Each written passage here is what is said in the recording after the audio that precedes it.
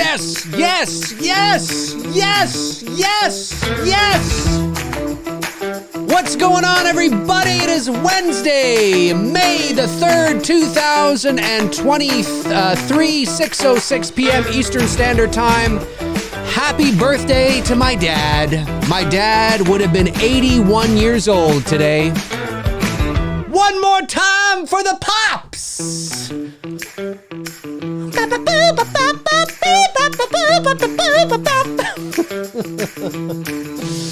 My father would have been 81 years old today. Dad, happy birthday, wherever you are, out in the ether. For those of you that don't know, my dad passed away in 2011. He's not missing. Wherever you are, I don't know where you are, he went missing. He went missing.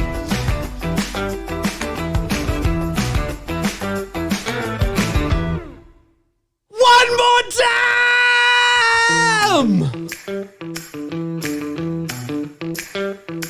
Baka-chunga bong bong ching ba ba boom baka-chunga bong bong bong chicka ba hey ho ha hey ho. What's going on, everybody? Yeah, it's hard to believe my dad would have been 81 years old. That's craziness.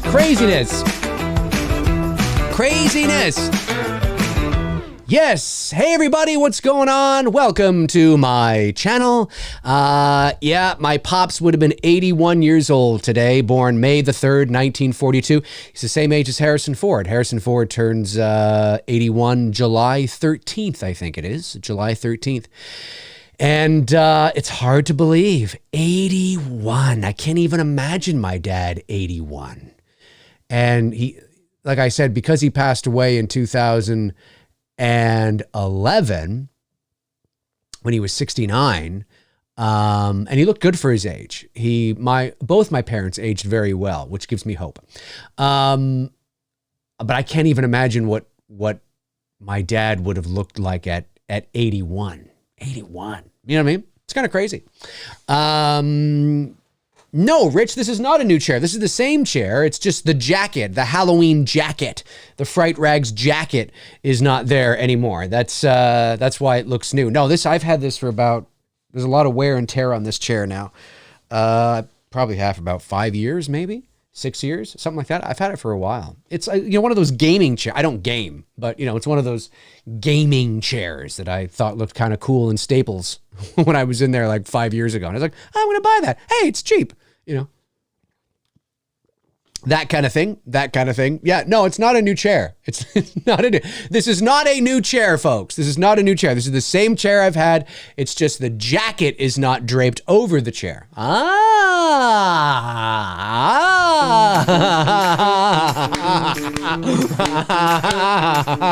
No, it's okay. We'll stop that. Yeah, what's going on, everybody? All Q&A here on this Wednesday. All Q&A. Whatever you guys want to talk about, you send those questions in and we will talk about them. Now, there was a super chat that came in earlier. Let me just go get that super chat. It was from Unimpressive Media that sent in €5 and said, hi, Dave, I picked up the 2 Dudes perk. So you were the one that picked up the 2 Dudes perk. Amazing. And a hoodie for It's Me, Billy 2. I wish you and Bruce all the luck in the world with the campaign, Lee. Wow, Lee. It's nice to know your name, Unimpressive Media.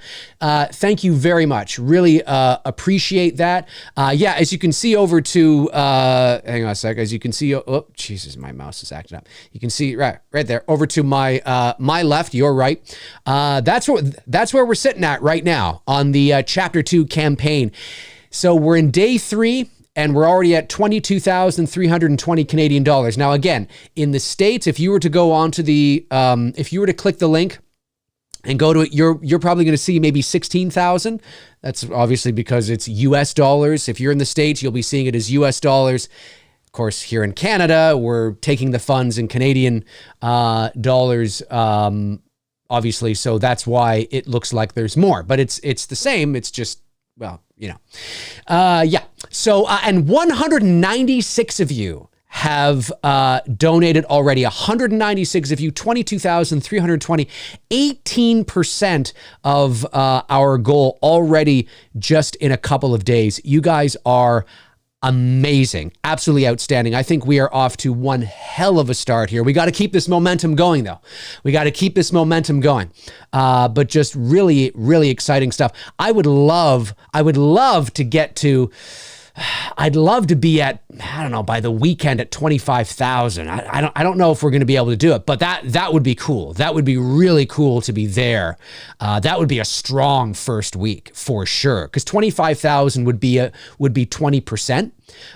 So to have 20% of your production budget raised in the first week would be outstanding. Obviously, if we can get beyond that, that's great too. And it's not, I mean, it's reachable. I mean, I think it's possible to get to 25 before the end of the weekend, but we'll see.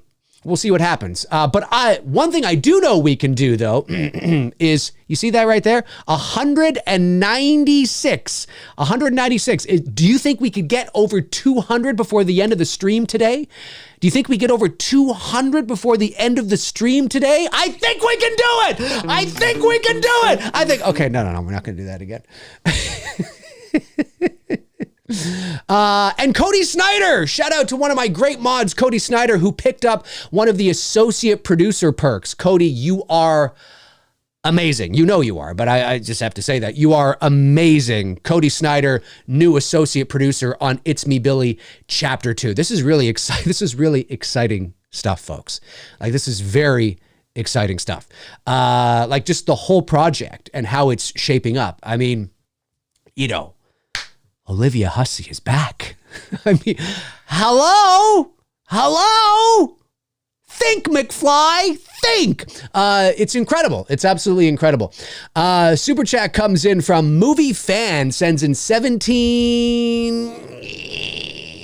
Is that the Arab domination? The world Arab? I think, whatever it is, it's $17.99 of it, and I really appreciate it. It says, hey, Dave, who do you prefer, Robert De Niro or Al Pacino? And what are some of your favorite movies from each of them? Good luck with IMDb Chapter 2. Thank you very much. Really appreciate that. I think I lean more towards De Niro. I think I'm a De Niro guy, but that could also be because my dad, I think, was a De Niro guy. But I like them both very much. But I think I lean a little more towards De Niro. I mean, you know, with De Niro, you got to go like Raging Bull, Taxi, you know, obviously, you know, Goodfellas and Casino. And I actually liked him in that little 2005 thriller where he was Dakota Fanning's dad. I think he was a little old to be Dakota Fanning's dad, but, you know, called Hide and Seek. And Elizabeth Shue was in that movie as well. I kind of like that movie. You know, it was, I mean, it wasn't amazing or anything, but it was kind of good. But De Niro was, I mean, Midnight Run with Charles Grodin. Oh, come on. Heat with De Niro and Pacino. Hooah! That's the movie. It's Heat, right? It's Heat is the movie where it's like, greatest! But if you look carefully, Pacino, did I say? No, I said Pacino. For a minute, I thought I said Cucino. That's his brother, or his cousin. But Pacino, if you watch that clip, he goes like this. Great ass. He presses his lips together. He was going to say, big ass. That's what he was going to say. You know he was going to say big ass. You know it. You know he was going to say that. Because I think from what I hear and from what I understand, that line was improvised. So he probably went, nope, shouldn't say that. And went, great ass. Don't want to say big ass. But you can tell. Go watch that clip on YouTube and you see him go, he presses his lips together and then he changes his mind. Great ass. It's so funny. It's so funny. So yeah, and then Pacino, I mean, Heat, of course. I mean, Insomnia with Robin Williams, I think is really great. Of course, you know, the Godfather movies and Scent of a Woman, and he's just great. You know, they're both really good in pretty much everything that they're in. You know, so yeah. And thank you for the good luck wishes on It's Me Billy Chapter 2. Yes, I'm hoping that by the end of the stream we can at least get this number here. this number right here to 200 backers. Let's get to a solid 200 backers by the end of the stream. That would be cool. That would be really cool. That would be really cool. The link is at the top of the chat. It's a pinned post. Cody will probably be dishing that link into the chat room every so often as well, which obviously I appreciate, Cody. Andrew, I don't have my glasses on. Contreras, am I saying that right? Sends in $4.99. Thank you, Andrew. Appreciate that. Says, was learning about union and non-union in film today. Very cool. And I wanted to ask what your thoughts were on them. Is there a better option between the two? Well, it depends on what you're referring to, right? Are we talking about non-union actors? Are we talking about, well, you're in the States because obviously you're sending me $4.99, so you're talking about SAG-AFTRA. Is there a better option? Well, okay, so I'll just give you a very Cliff Notes kind of thought, because I could spend like an hour on this. So I'll just give you a Cliff Notes kind of thought in terms of sort of off the top of my head. When it comes to unions, so that would be ACTRA here in Canada and SAG-AFTRA in the US. When it comes to talent, so we're talking about actors, on-camera actors. Yes. So when it comes to the big Hollywood productions, or just a Hollywood, film, like a mainstream film, all the actors are union. They have to be. When it comes to like low budget, independent sort of stuff, not necessarily, right? Are union actors better than non-union actors? In theory, yes, they should be, because they are by default, they are union. So therefore that means that they were good enough to be booked on professional productions with professional, talent and all that kind of shit, right? But only about 5 to 7% of SAG-AFTRA performers are working consistently. So that's just because the competition is so fierce and there's far too many people trying to chomp at the bit. There's not enough roles, right? But if you're a non-union talent, that doesn't mean you're a bad actor or you're not very good. I mean, everybody starts non-union, right? Everybody does. Meryl Streep was non-union at some point. Do you know what I'm saying? So it's just getting those opportunities to be able to get booked onto a unionized gig. And therefore, then you now have to, I don't know how it works in the States. Here in Canada, once you get booked onto a union project, you have to get what's known as your apprentice membership. I'm sure SAG-AFTRA has something similar. And then you have that and then I think it takes 3 unionized gigs before then you can become a full ACTRA member. I know that's how it works on the acting side, because obviously I know all about that when it comes to voiceover. So on the on-camera acting, I'm pretty sure is the same. So I would just say that, yeah, when it comes to, if you want to be working at the Hollywood level. Now, when I say Hollywood level, I don't necessarily mean big, gigantic blockbusters. I just mean, mainstream movies that are released in movie theaters, that kind of stuff, right? Or play in major festivals that get picked up for major distribution. Yeah, 99% of the time, those are union talent, for sure. So in theory, yes, and maybe even more than theory, that, union talent should be better in terms of better actors. But I've worked over the years with non-union talent that have been spectacular. So yeah. Now, It's Me, Billy 2 is a union gig. It's a union gig because everybody on the project is union. So, but there's lots of great non-union talent out there. And if they're really good, then they will be discovered and then inevitably wind up having to join the union because they're so good. So, that's sort of my Cliff Notes ballpark kind of thing. Hopefully I was able to kind of give you some insight on that. Let me see here. Super chat from Matthew Farisi sends in $4.99. Thank you, Matthew. Says, so amazing getting Olivia Hussey to return. Any chance she'll be on your channel? Anyway, so amazing. Thank you, Matthew. Possibly. It's still too early to kind of talk about that. We're still very in the early stages of this whole thing right now. Obviously, our main focus right now is on crowdfunding and raising the production budget we need to shoot the movie. Because again, if we don't raise the production budget, we can't shoot the movie, right? So we have to raise that production budget. That's why it's so important to support in any way that you can. That's sharing on social media, that's, sharing it in Facebook pages or group pages, maybe where you haven't seen it shared yet, right? Like maybe there's a big horror page or a big horror group that that people there would love this, that think it was like fucking amazing, but it hasn't been shared there yet. And it's got like 30,000 followers or something. Share it there. I mean, don't do something you shouldn't if you're not allowed to do that, because then it looks spammy and that kind of stuff. You got to be mindful of that kind of stuff. But if you are allowed, by all means do it. 100%. This is a big one. I'm going to be posting a lot about it, talking a lot about it, because we've got to get there, so I don't mean to be, if you see me posting about it and you're like, yeah, no, I know, Dave, it's not for you. It's for the people who miss it, the first time around and all that kind of stuff, right? Out of sight, out of mind. If we take our foot off the gas now, we're toast. We're toast.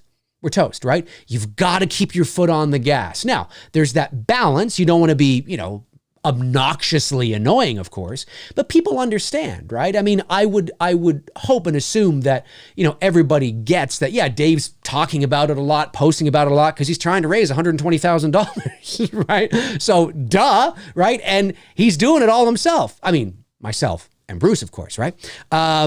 And you guys, of course, right? That's why we're leaning on all of you guys to help us out. It really is amazing. If you we can do this together. You guys will be responsible for bringing Olivia Hussey back. I mean, yes, we are responsible for bringing her back, but you will be responsible for making it a reality, right? You are just as much a part of this as we are. Do you know what I'm saying? That's not hyperbole. That's factually true. It's crazy, but it's true. It's amazing. We can all be a part of this experience together to make it a reality, to create, and this is not hyperbole, Black Christmas history, horror history. That's what we're creating. Think about that. That's insane. It's insane. And it's awesome. And we can all be a part of it. So yes, I would love to, but we haven't had those conversations yet. We're just kind of not there yet, right? We're focusing on raising those funds. But you never say never. Josh McKenna sends in $4.99. Thank you, Josh. Appreciate that. Says, will you have Olivia Hussey and the rest of the cast on McRae Live? I think I just answered that question. The rest of the cast is easier, obviously, because there's various reasons why. Yes, you will definitely see Victoria on the channel and Lynn and Caro, for sure, 100%. Not sure when yet, but we will, as soon as I know, you guys will know for sure. And there'll probably be a couple of Billy-a-thons that we'll do throughout these next 2 months and trying to figure out ways to spread the word. It's very important that we get the word out there to people that don't know about it yet, right? Like we all know about it. Right? So it's very important that we breach those walls and start to get it beyond just our circle, right? We need to get it beyond to people that don't know about it yet. That's why it's really important to continue to spread those words or those, the information. Josh follows up with another $9.99. Thank you, Josh. He says, whoops, my previous question was asked already, but what made you and Bruce think of the be in the film of a missing person per quality? Oh, I see what you're saying. Well, you know what? I mean, I've seen other campaigns do it. Number one. And number two, it made sense I mean, I didn't just do it because of that. But it made, there's a scene in the movie where that perk would make sense. A missing persons poster would make sense to be in that scene. Not going to tell you anything more than that. But I thought, you know what, that's really cool. That's really cool. And they went like hotcakes. They sold, I mean, there were only 5 of them, but they sold out. It's possible we might put another 5 back in. I don't want to set any expectations, but Bruce and I are talking about that, and it's possible that we may put 5 more back in for 5 more people to get their faces in the movie. And then that would be it. That would be it. It'd be a total of 10, and that would be it. So we'll see. So keep your eyes peeled for that. Obviously, I will make an announcement if that perk does go live. But if you see me make that announcement and you really want that, my recommendation is you jump on that fast, because it goes really fast. People want their face in a movie that Olivia Hussey's going to be in, I think, right? You know what I mean? So it's pretty cool. Thank you, Josh. Appreciate that very much. And then only one Chris Fantazi says, how nice are the big posters? How nice are the big, and thank you for the super chat. Very nice. Very nice. Yeah, no, they're 24 by 36, official one sheet. Really nice size, and look great framed on your wall or plaqued or something like that. Yeah. Posters were really popular on the first campaign, and they did really well. And we will as well be having signed posters. We haven't introduced that perk yet. Again, there's things that we're working on behind the scenes to help make that a reality. So that's also a perk that we'll probably introduce throughout the campaign. And there's other perks we're going to introduce throughout the campaign as well. So everything you see on the campaign is just right now, right? There's other perks to come as well. Amaducia sends in $5, says, hey Dave, I'm spreading the word about IMDb 2 to every horror fan I know, but wanted to ask, how did you get Olivia to be in the film? So excited. Well, Bruce and I talked about this the other day on McRae Live, so I'll give you the Cliff Notes version, because there's still a lot of things that I can't talk about. But we'll just say that it was always our goal, right? The dream was to have Olivia on board. This was, it's an iconic character, one of horror's first final girls. She is beloved by horror fans around the world. And it was very important to us to see if we can make that a reality. And so we reached out to her representation, her manager, Tony Marinozzi, I believe is his last name. And we spent a couple of weeks talking and doing our best and figuring out ways to make it happen. Olivia was sent the script, and she was sent chapter 1, the movie.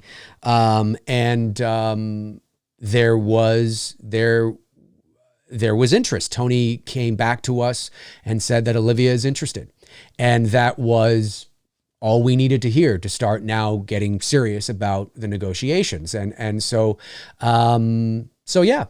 just say that it worked out and we were able to make it happen. And we are extremely excited to have her on board. I mean, to be able to work with her and to be able to have her reprise the role of Jess, is just, it means so much. And we're so excited to be able to do this and not just for us, but for all of you horror and Black Christmas fans as well. But we can't do it without you. We can't do it without you. We cannot do it without you, folks.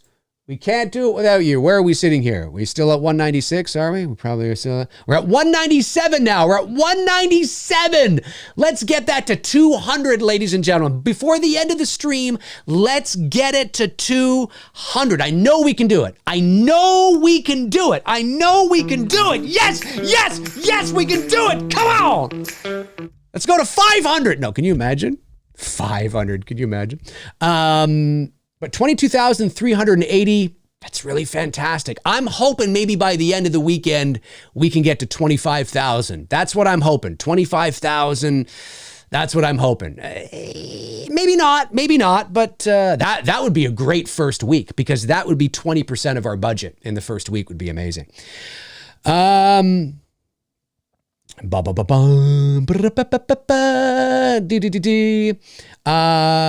Drecklock says, hey Dave, if you included a damaged Rex as a crowdfunding perk, I'll donate. Well, that's the wrong campaign, my man. I can't do that. Hopefully you'll donate anyway, because you want to support me and you want to support us and the project. That's what we're hoping for. Wrong campaign. You got to go over to Dylan's New Nightmare for that. Let me see. Guitarist Dog 87 says, Dave, first of all, I want to wish your late father a happy birthday. Yes, thank you very much. Yeah, that's right. My dad would have been 81 years old today.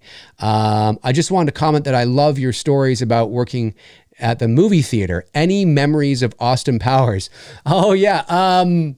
Yeah, I did. I worked at a movie theater in 98 and 99. So it was actually, when Austin Powers came out in 97, I wasn't working at a movie theater. I think I was working at McDonald's actually at that time. Oh no, was I? Yeah, because in 97 I was 18. So I think I had a summer job at McDonald's. Or was that the year before? Might have been the year before. But Austin Powers, The Spy Who Shagged Me, came out in 99, I believe. So I was working at the movie theater then. I don't have any immediate thoughts. I remember, The Sixth Sense obviously was a huge thing. The Blair Witch Project, because I remember having to give people little doggy bags so they could throw up in it. Yeah, I had a great time. I had more fun my second year than I did my first year. My first year, I was stuck working at New York Fries, and I didn't like that. I mean, I didn't hate it, but I just My second year, I was out on the floor, and I was being, I could interact with the, the customers and all that kind of stuff, and I just had more fun. I carried a walkie-talkie, so I felt like I was important. I was ripping tickets, and I just had more fun that way rather than stuck behind a fryer. But no like immediate thoughts though on Austin Powers specifically, but yeah. Let me see. Michael Thorne sends in $4.99. Thank you, Michael. Appreciate that. Says, Dave, have you taken a moment yet to realize that you're directing Olivia Hussey in a Black Christmas sequel? Let that sink in. Yeah, it's pretty crazy, isn't it? It's pretty cool. Listen, you don't ask, you don't get, right? And Bruce and I, as I've said many times on this channel over the last couple of years, that we were prepared to, do what we needed to do to finish the story. But our goal was to get Olivia. We're big fans of hers. We respect her as an actress and what she's done and who she is as a person. And she's a very classy lady. And we want her to know that. We want her to know that coming to this production and coming on board to this project, that she will be treated with class and respect. And that was very important to us. It's very important that everybody that works with us feels respected, rewarded, and appreciated. Everybody, no matter who you are, everybody feels that way, right? From, the PA right up to Greg, our DP. So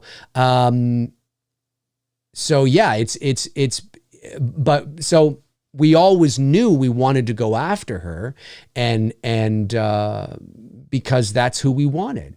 We didn't know if it was going to work out, but thankfully, again, there's a lot of things I can't talk about at the moment, but thankfully, I think that, timing played a part and obviously we were prepared and we were professional and we knew our stuff and we were on our game and we want to, it only felt right. Like, again, we were prepared to do what we were going to do, but it only felt right to have her on the project because it is a tribute to the legacy of one of the most important films in the genre. I know there's a lot of people that maybe are not that big Black Christmas fans. Obviously, we're a Halloween channel. Halloween's my favorite. But whether you like the movie or not is irrelevant. Black Christmas is one of the most important films in the genre, period, hands down. Whether you like it or not is irrelevant. There's lots of movies I don't like that I recognize its cultural significance. And Black Christmas is one of those films. And Jess was a final girl long before Laurie Strode was a final girl. And so very important to the genre, very important to the final girl,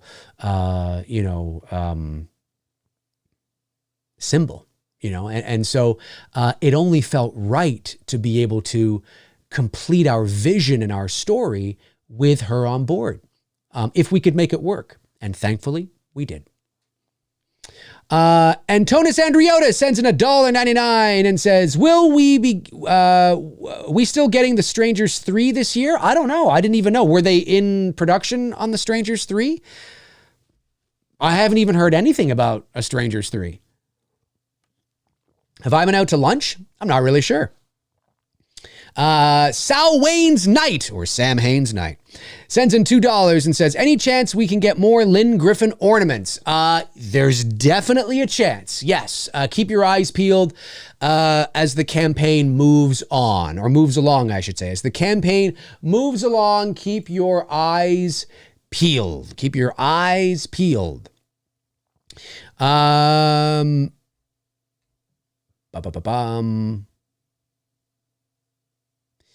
Let me see here. Chester Franklin Jr. says, Dave, once you get all the donations from everyone, what will be next for you guys? Pre-production, best of luck to you on the crew. Also, will IMB Chapter 2 be on your channel just like Part 1? Yes, It's Me Billy 2 will wind up on my channel just like Part 1. And yes, once the funds are raised, then we move into pre-production. If we get to a certain point, like let's say, so let's look at this bar here, right? We're sitting at 22,380. That's great. We're 3 days in. That's fantastic. Let's say by, I don't know, the middle of June, the bar is like right around here. We're like, I don't know, $15,000 away. You know what I'm saying? We would probably already be starting to move into pre-production because we're so close. Right? We're so close. So we probably wouldn't wait until the campaign was done at that time. But there's lots to do in pre-production. There's lots to do. And so, but yeah, that would be the next phase. And then we work on pre-production throughout the summer and into the fall. And then hopefully, if everybody's schedules align, we move into principal photography sometime in the middle of November. Which would be great. And then that's when we would fly Olivia up and get everybody together. So, yeah, fingers crossed, folks, fingers crossed. We can't do it without you. We cannot do it without you.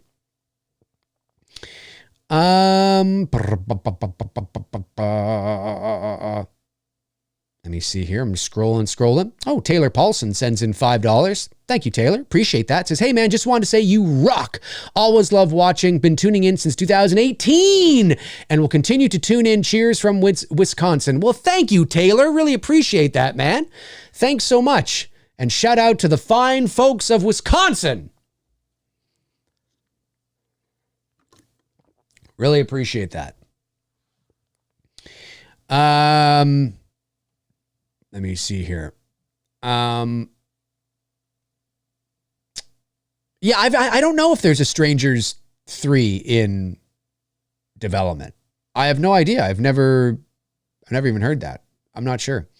Movie Reviews 2 says Olivia Hussey stars in It's Me Billy Chapter 2, aka Black Christmas 3. Yeah, well that's the cool thing, isn't it? Is that when you look at It's Me Billy Chapter 1. Now look, could you put Chapter 1 and 2 together and just have it as one? Yes, you might be able to do that. But as of right now, Chapter 1 stands on its own. And so technically that's Part 2. You're right. And then Part 2 would be Part 3 when you have a trilogy. That's the goal, right? That's not the goal, but that's sort of the idea, I think, is how it will end up kind of being. And hopefully every Christmas, everybody will watch all 3 movies. And I think they will flow really well together, if I do say so myself. I'm just scrolling back here. Did I miss any super chats? I don't think I did.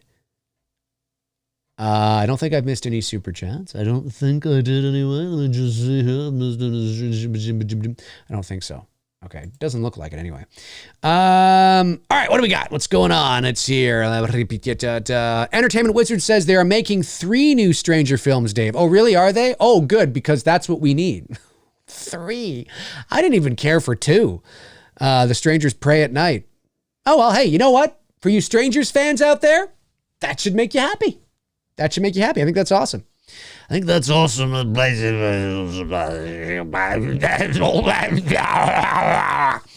Chester says, Dave, also happy birthday to your dad and sending you love to your cat, Veda. Yes, of course. Thank you, Chester. Appreciate that. Yes, my father, again, would have been 81 years old today. Crazy. I can't believe it. Because my dad died when he was 69, and he looked good for his age. I'm trying to imagine what my dad would look like at 81, and I can't, like, my dad is forever stuck in my head as 69, you know what I mean? Because that's just, I can't really imagine and same with my mother. My mother died at 67, and my mother would be 79 this year, and I can't imagine my mother, it's crazy. It's too bad. I do wish they died. I mean, not that they were like young, but they were young, 69 and 67 is young. And it's too bad that they're gone. Cause there's a lot that they obviously weren't able to see, it's too bad. Cherish, if you have a good relationship with your mom and dad, cherish it, really cherish it, especially, I mean, you should cherish it all the time anyway, but especially when you get older and they're getting older, and they're getting on in years and really cherish it, again, if you don't have any relationship with your parents because they're pieces of shit, I mean, like actual pieces of shit, well, then who cares? But if you have a great relationship with your parents because they're wonderful people, make sure you cherish that. Make sure you cherish that. Let me see here. Oh, see, I like the first one. Evil Monsterism says, I actually like the Stranger films, though the first one was a little boring. I actually I love. You're probably not a Black Christmas fan, are you? Because I could see you thinking that movie was boring. I love the first one. I think the first one's way better than Pray at Night. Pray at Night is more your, typical modern kind of, I love the first, the mood, the slow burn. Yeah, I think it's great. That's me though. Oh yes, that's right. Rest in peace, Gordon Lightfoot. Yeah, he died. Was it yesterday? I think it was something like that. Taylor Paulson follows up with another $5. Says, also wanted to say last June you gave a Father's Day speech and thought it was really cool because I became a father later that June. That means a lot. Oh, I don't remember that. But I'll take your word for it. That's cool, man. And you became a father. Well, and Father's Day is coming up in June. So happy early Father's Day, my man. Happy early Father's Day for sure. Let's see here. The Violator 862 sends in $4.99, says, happy birthday to your dad. May he rest in peace. Thank you, buddy. Really, really appreciate that very much. Fans of Something says, hey, Eddie, Fans of Something sends in $5, says, Dave, can we get another round of you losing your shit dancing to the music you started the show with?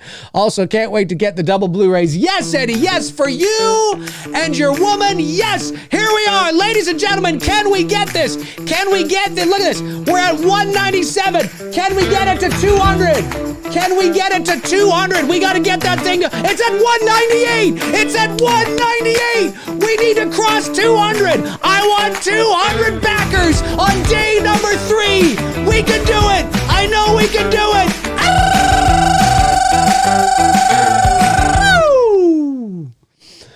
There you go. How was that? There you are. Jerry Springer. That's right. Rest in peace, Jerry Springer, too. Jerry. 198. Ooh, is that 200 is that 200? Are we gonna cross 22,400? Oh, are we gonna do it? I don't know. Yeah, that's right. See, Dark Ninja's like, let's get the party started. Ow! Let's get it started.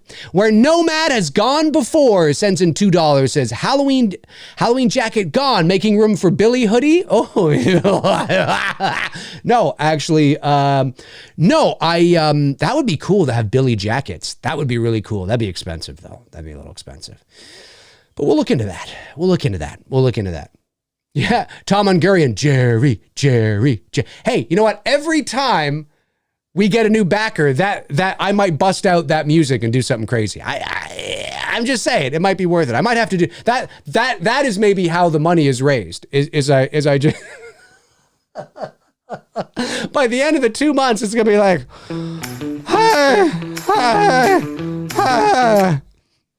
I won't have any energy left. Fauci Cinema. Let's go, Dave motherfucking McGray. Let's go. Let's do it. Oh, that was the wrong one. Yes. Can we get to 200 backers before the end of the stream? Can we get to 205? Ooh, I don't want to push it. No, I don't want to push it.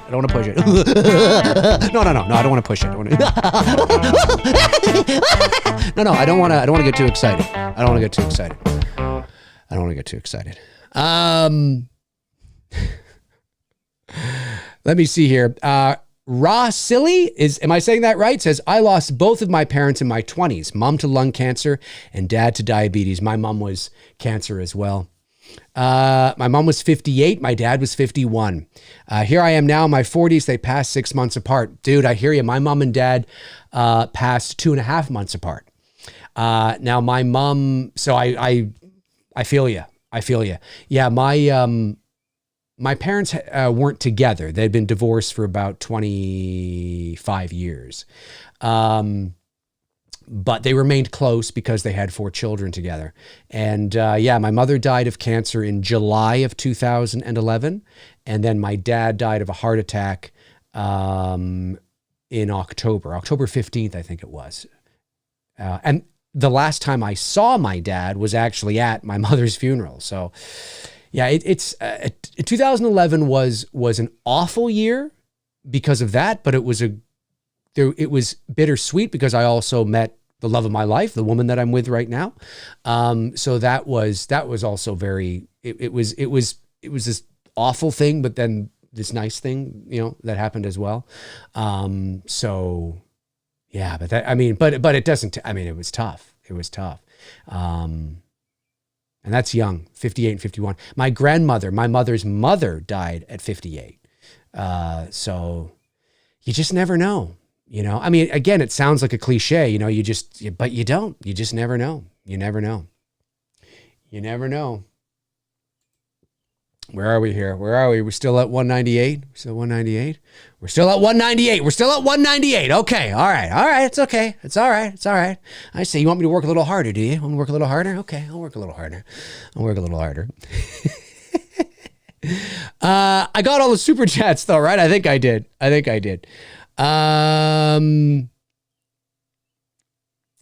Let me see.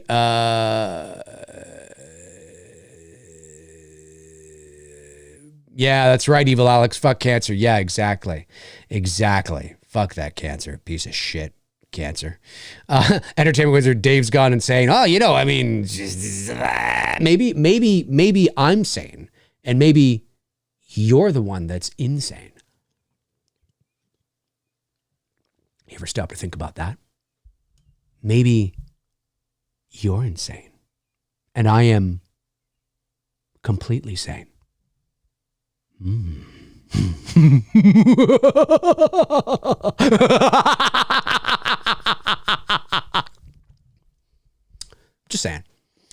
just saying. Matthew Farisi says, I rewatched the entire Halloween franchise from start to finish. Wow. You did it, so we didn't have to.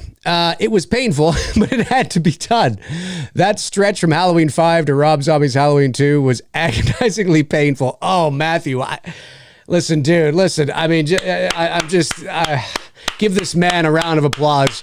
Give this man a round of applause, ladies and gentlemen. This is just incredible. This is incredible. The the pain, the absolute pain that you must have gone through.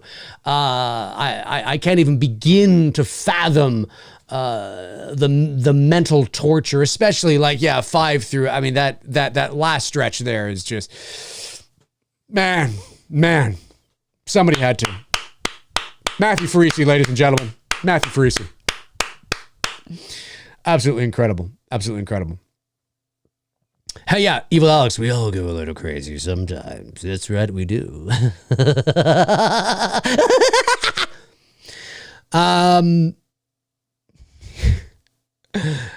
Dave really hyped on God knows what stuff tonight. No, it's just me. It literally, I don't drink coffee. I'm not on any drugs. It's just me. Just me. Just my personality, folks. Just my personality. Just my personality. I've got personality.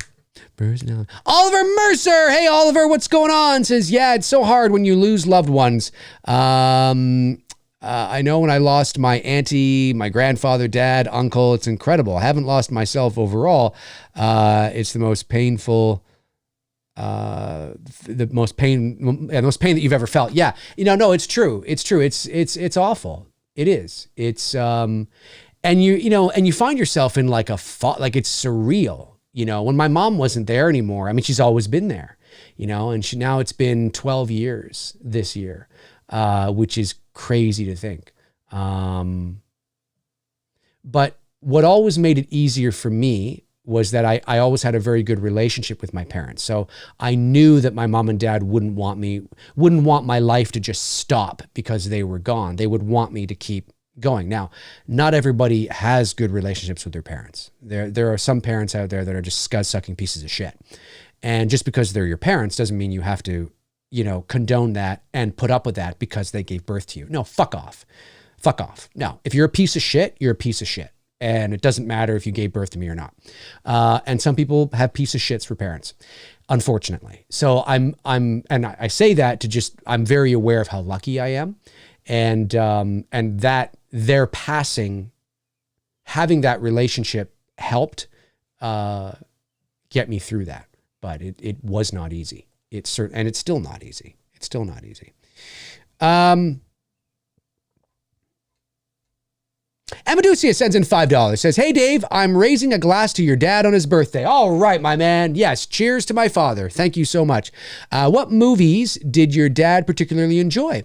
That's a good question. My dad wasn't a big movie guy, funny enough, but I know he loved, and I love this movie too, he loved The Party with Peter Sellers, that comedy from 1960-something. He thought it was just so funny. He also really liked that movie from the early 80s called My Bodyguard. He really liked that movie a lot. He really liked The Green Mile and Saving Private Ryan and Taxi and so there's a few there.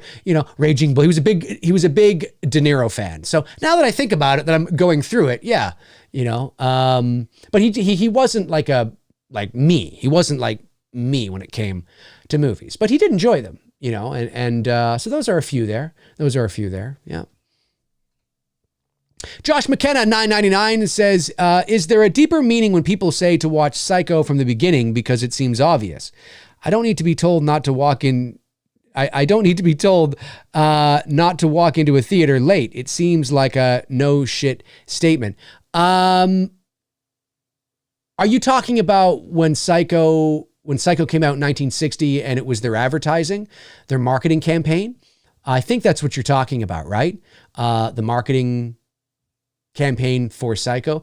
Yeah, I think that, look, it was 1960, Josh, and I think, yes, it is. It makes sense, but I think there's something about, I think it was more around the hype of, you don't want to miss this. You've got to get here now. It's this incredible. It's this amazing. No, it's this serious. You know what I mean? It's all marketing. Marketing's marketing, right? It's all hype and all. You could probably walk into Psycho 10 minutes in and still be able to catch up. Do you know? But like how you can walk into any movie 10 minutes in and still be able to catch up.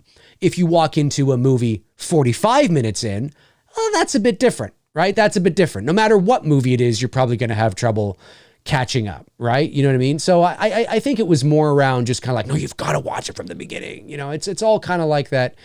You know, it's like how, you know, people just use like, it's the final chapter. It's got to be, you know, it's just marketing. It's just, and it worked. It worked very, I am assuming that's what you're talking about because that was part of the marketing campaign for that Psycho. But yeah, at face value, you go, well, duh.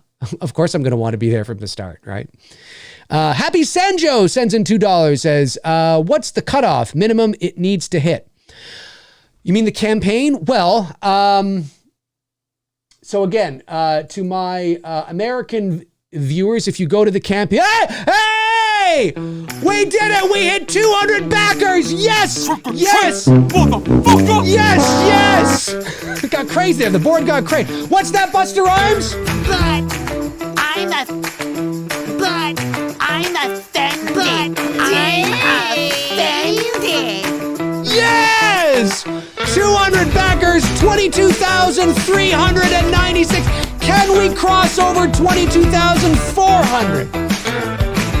Can we get to 25,000 by the end of the strip? No, I'm just relax. By the end of the weekend. Hey, you never know. That would be 20%. If we could get to 25,000 by the end of the weekend, that would be 20% of our goal in 1 week. That's incredible. That's incredible. Folks, Olivia Hussey is in. It's me, Billy, Chapter 2, but we need your help to make it a reality. I know we can do it. We hit whoever the 200th person was. You are amazing. Incredible. 22,396. Unreal. Can we get to 205? Can we get to 205 and you'll hear the Butt Dave trick or treat motherfucker rap again? Oh, I love you guys. You're amazing. Oh yeah, the cutoff. I mean, like, what's the minimum we need to hit? Okay, well, look, ideally, we'd love to reach our goal of 120,000. Now, again, for you in the States, if you go to the page, you might be like, oh, why am I only seeing like 85,000, whatever. Again, this is Canadian dollars. So right here, right? CAD, Canadian dollars. We need 120,000 Canadian dollars. Obviously, we would love to be able to reach our goal because then the campaign goes into demand. And that means we can continue to raise funds even after the movie or after the campaign is done. So that means if there's an extra perk you want to get, maybe you couldn't get one before, but now you get one. It's very important. It's always important. We always could use that extra money for contingency, for extra stuff that's going to happen, maybe an extra this or an extra that we didn't think we were going to be able to do, but now we have that extra few $1,000s. We can make it 8-day shoot instead of a 7-day shoot or something. Do you know what I mean? Like it always helps. I'm telling you, it always helps. But I would say we'd love to get close to 100 grand Canadian. If we can get to 100 grand Canadian, then looks like we're in business. And then what we'd probably do is run another campaign after that throughout the summer to see if we can make up the difference. But we're hoping that we don't have to do that and we can raise it all in one shot. And then we don't have to run another campaign. We can just put the campaign into demand, right? And then just let it sit there. And you guys can pick up any perks you want to pick up, which is fantastic. So, but 3 days in, 58 days left at 18% of our budget. That's really amazing. That's really amazing. Really cool stuff. So spread it all around. Spread it all around to your Black Christmas horror fans. Spread it all around to horror fans. You know, people might not know. No, you don't understand. Olivia Hussey, one of horror's first final girls. She's coming back. Like, you guys don't know how special this is, right? I mean, she doesn't do this. This is really special. You know, this is really special, folks. This is, again, I'm saying this is Black Christmas history. It's pretty special what we're on the cusp here of. And I want all of you to be a part of it, to make it a reality. Yeah. Scherzo says, I was the 200th. Were you? If you were, man, yes, that's my man right there. It's become the unofficial theme of my channel. Yeah, that's right. Entertainment Wizard says, imagine Dave's reaction if someone donated 100,000. Oh, I would literally, I wouldn't know what to do. I wouldn't know. I'd be like, what? Who are you? Where did you come from? And what bank did you rob? No, but you know what? Hey man, there's people out there that may want to get in on it. Not like that, but I'm just saying, there might be somebody out there who's got some savings. They're like, I got all this cash I don't need, or, my rich uncle died. Look at all, I got all this money I don't need. Oh, what am I going to do with it? That'd be wild. Thank you for putting the link into the chat, Cody. Really appreciate that. Tom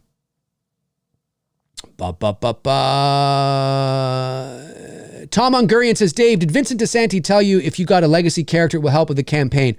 No, Vince and I haven't, we've, obviously from filmmaker to filmmaker, we've talked about our projects, but we haven't talked about that. It's really sort of just kind of self-explanatory. And we didn't want, like Vince, it's sort of, it's two things can be true at the same time, right? So Tom Matthews in Never Hike Alone and in Never Hike Alone 2 absolutely helped raise, also it's Friday the 13th. So, more people are into Friday the 13th than they are into Black Christmas. But that being said, having Tom Matthews on board absolutely helped that campaign, but it was also motivated by the story, right? Vince had written a story. It's all about the story. And it's like, I want Tom Matthews to, like, I've written it for him, so it really, the story comes first. Do you know what I'm saying? And so two things can be true at the same time. And it's the same thing here, when it comes to Jess Bradford. Now, obviously we were prepared to do what we had to do for the story, but no, we wanted Olivia Hussey. It's always that's always been top of mind. Always, right from the get-go, right from chapter 1. We worked on trying to get her for chapter 1.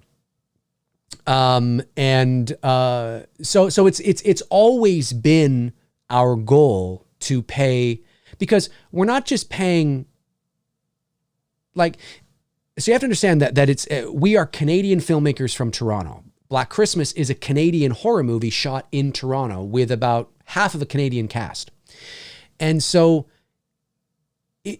it's very important to us that, yes, obviously we are continuing to build our portfolios and we are, want to deliver a professional product and through and through from top to bottom for horror and Black Christmas fans around the world. But we want to pay honor and respect to a legendary film, that doesn't get enough credit. And it's because it never had a sequel. Well, now it has us, but it never spawned a franchise, right?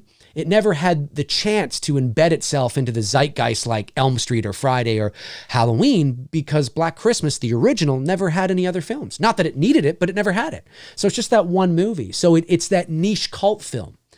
And we want to pay honor to that and kind of lift it up a little bit into the zeitgeist. And so it was always on top. We got to get Olivia Hussey. We are paying honor and respect to the legacy of her character. We would love it if she could do it. And so it was always there. It was always there. I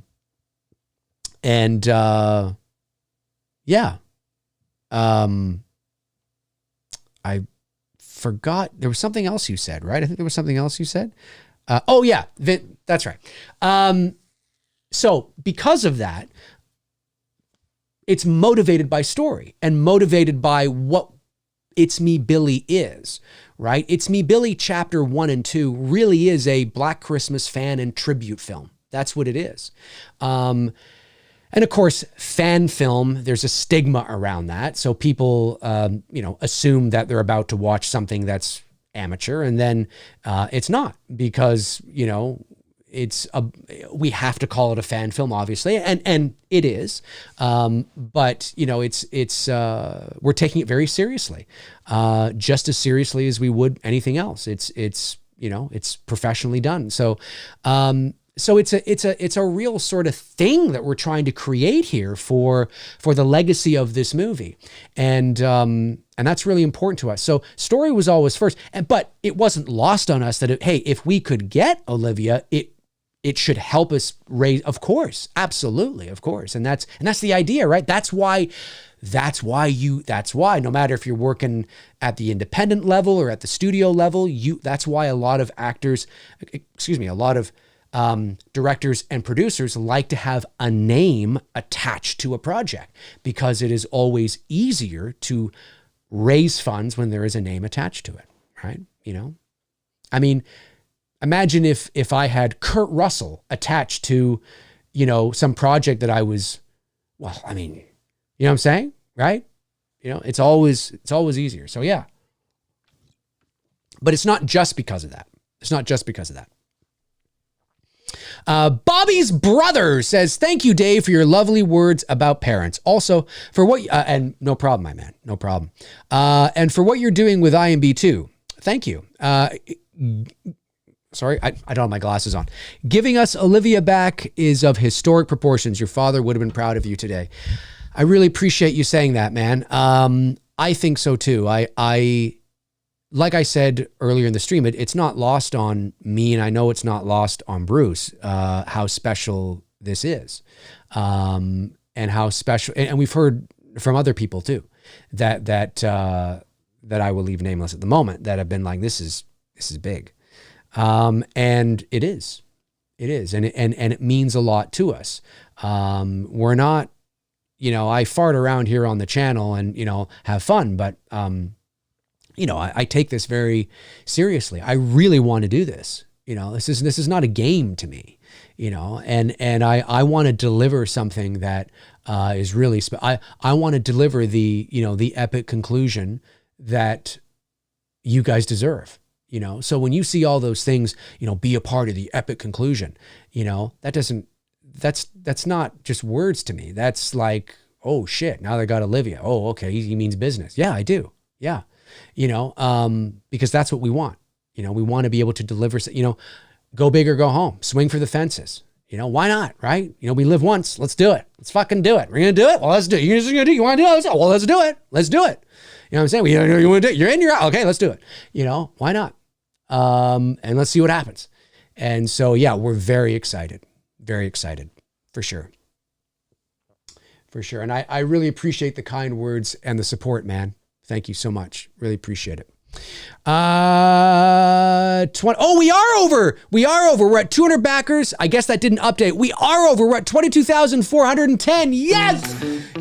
22,410. You guys are amazing. Can we get to 205 before the end of the stream? I don't know. We'll see.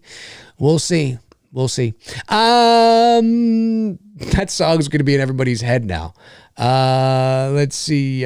Evil Alex says it's only fan film by name. It's a legit sequel for me. Yeah. Well, again, right? I mean, a lot of people have said that.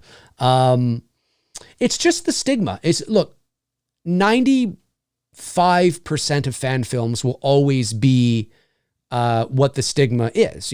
Friends in their backyards, shaky camera work, bad lighting, bad acting. Yeah. And so it should be that, right? There's nothing wrong with that. But sometimes professional filmmakers get together and make real movies. But because it's Black Christmas, Friday the 13th, and, Nightmare, we don't own the IP. So we have to put that label on it. Stamp, label, fan film. We have to do that. But there's nothing about it that is fan film, right? You know what I mean? But we have to do it legally. We have to do that. And that's fine with us. That's fine. But you'll notice that lately I've been using the word tribute as well, because it truly is that. It's not just a fan film. It's a tribute film honoring the legacy of one of the most important horror films in the genre. Like I said, you don't have to be a Black Christmas fan to understand that. It is, like I said, there's lots of movies I don't particularly care for, but I recognize their cultural significance to the genre, for sure. Ba ba ba ba. Ba ba ba ba. Ba ba ba ba. Squanda Films. Hey, Steve Merlo, what's going on, my man? Says, hey, Dave, congrats on the campaign thus far. I'll be giving you a shout out on my live stream in a couple of hours. Oh, amazing, dude. Thank you so much. Yes, Steve Merlo, of course, the Sawyer Massacre, I think it's called, right? And you're moving in, or you're in development right now on a movie called Unseen, an original movie called Unseen. So make sure you check out all that.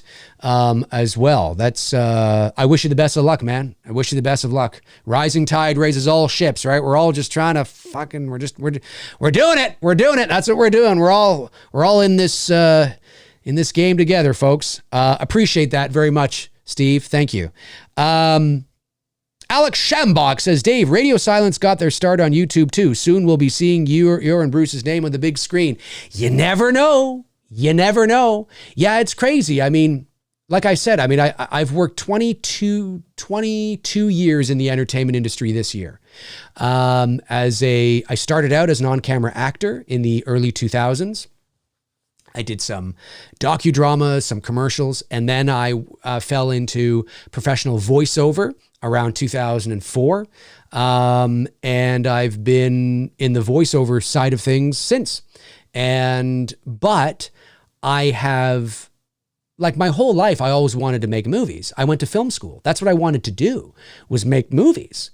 And, but you know, I've worked on set in a variety of roles, the PA as a grip and all that kind of stuff, to kind of keep the creative juices flowing. I've done little Halloween shorts here on the channel, and things like that. But it's me, Billy, in 2019, when I turned 40, when I moved into development on that was when I really started to take the filmmaking seriously, to really see if I can make a go of it.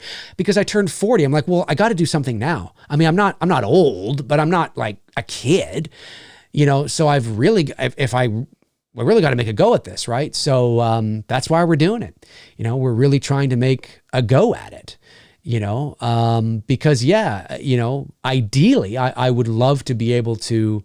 I'd love to be able to make, you know, movies for a living. I mean, who wouldn't? I mean, there are lots of people that wouldn't, but I mean, what filmmaker wouldn't, right? You know, because right now with Billy 1 and 2, obviously we don't make anything from that. So all the money raised goes into the production. Legally, it has to go into the production. The producers can't make money from the movie because we don't own the intellectual property. It's a fan film. So all the money raised goes into the production. And of course, the creation and the distribution of the Indiegogo perks as well, right? The packaging, the shipping, the printing, all that kind of stuff. So yeah, you know, but one day it would be amazing to be able to, to make a big movie and be on set and be working and getting paid for it. That'd be amazing, for sure. But yeah, it'd be cool. It'd be cool, man. It's going to happen. It's going to happen, baby. It's going to happen. I know it's going to happen. I can feel it. I can feel it. I can feel it. I can feel it. It's going to happen. I know it. Super chat comes in from Moonstone. Sends in $5.50 Canadian. A fellow Canadian says, hey, Dave, fellow Ontario here. Hamilton. Hey, Hamilton, just down the street. Just down the street. I'm in Toronto. You're in Hamilton. Any thoughts on the recent passing Canadian treasure Gordon Lightfoot? Looking forward to IMDb 2. Good luck. Thank you so much. Really appreciate that. Well, listen, I mean, Gordon Lightfoot obviously is a legend. I obviously I know who he is, and I know of his songs, and I've heard some of his songs, but I didn't follow him or anything like that. Obviously, he's a bit before my time. But certainly losing him is, yeah. I mean, you know, it's the end of an era for sure. Just like it is for, it's just, I think Gordon Lightfoot's passing just reminds me of how many legends, and I've talked about this on the channel many times, but how many legends there are that will just continue to pass, you know, that are just getting up there in age. You know, over the next 10 years or so, there's going to be a lot of people that we're going to see move on. You know, and I mean, real legends, you know, and it's, I mean, that's why, right? I mean, that's why we do this. That's why we just, we continue to just do it and keep doing it. Live the dream, get out there, do what we got to do. Darren in Georgetown says, Dave, are you going to be going to the other streams and podcasts to promote? Yes. So definitely I will. Bruce and I are working on that right now, trying to set up some podcasts and some streams to get the word out there. We want to try and reach different people as well, because obviously within our circles, there's a lot of overlap. So we would love to be on podcasts and streams where obviously it makes sense in terms of the content. We don't want to go on like a knitting podcast, but that has sort of a following, and maybe there'll be some eyeballs and ears on our story that don't know about us yet or haven't heard of us yet, right? But and it's not that we won't go on the channels and the podcasts that are in our circles. We will, absolutely, 100%. But we would love to go on some shows that have, a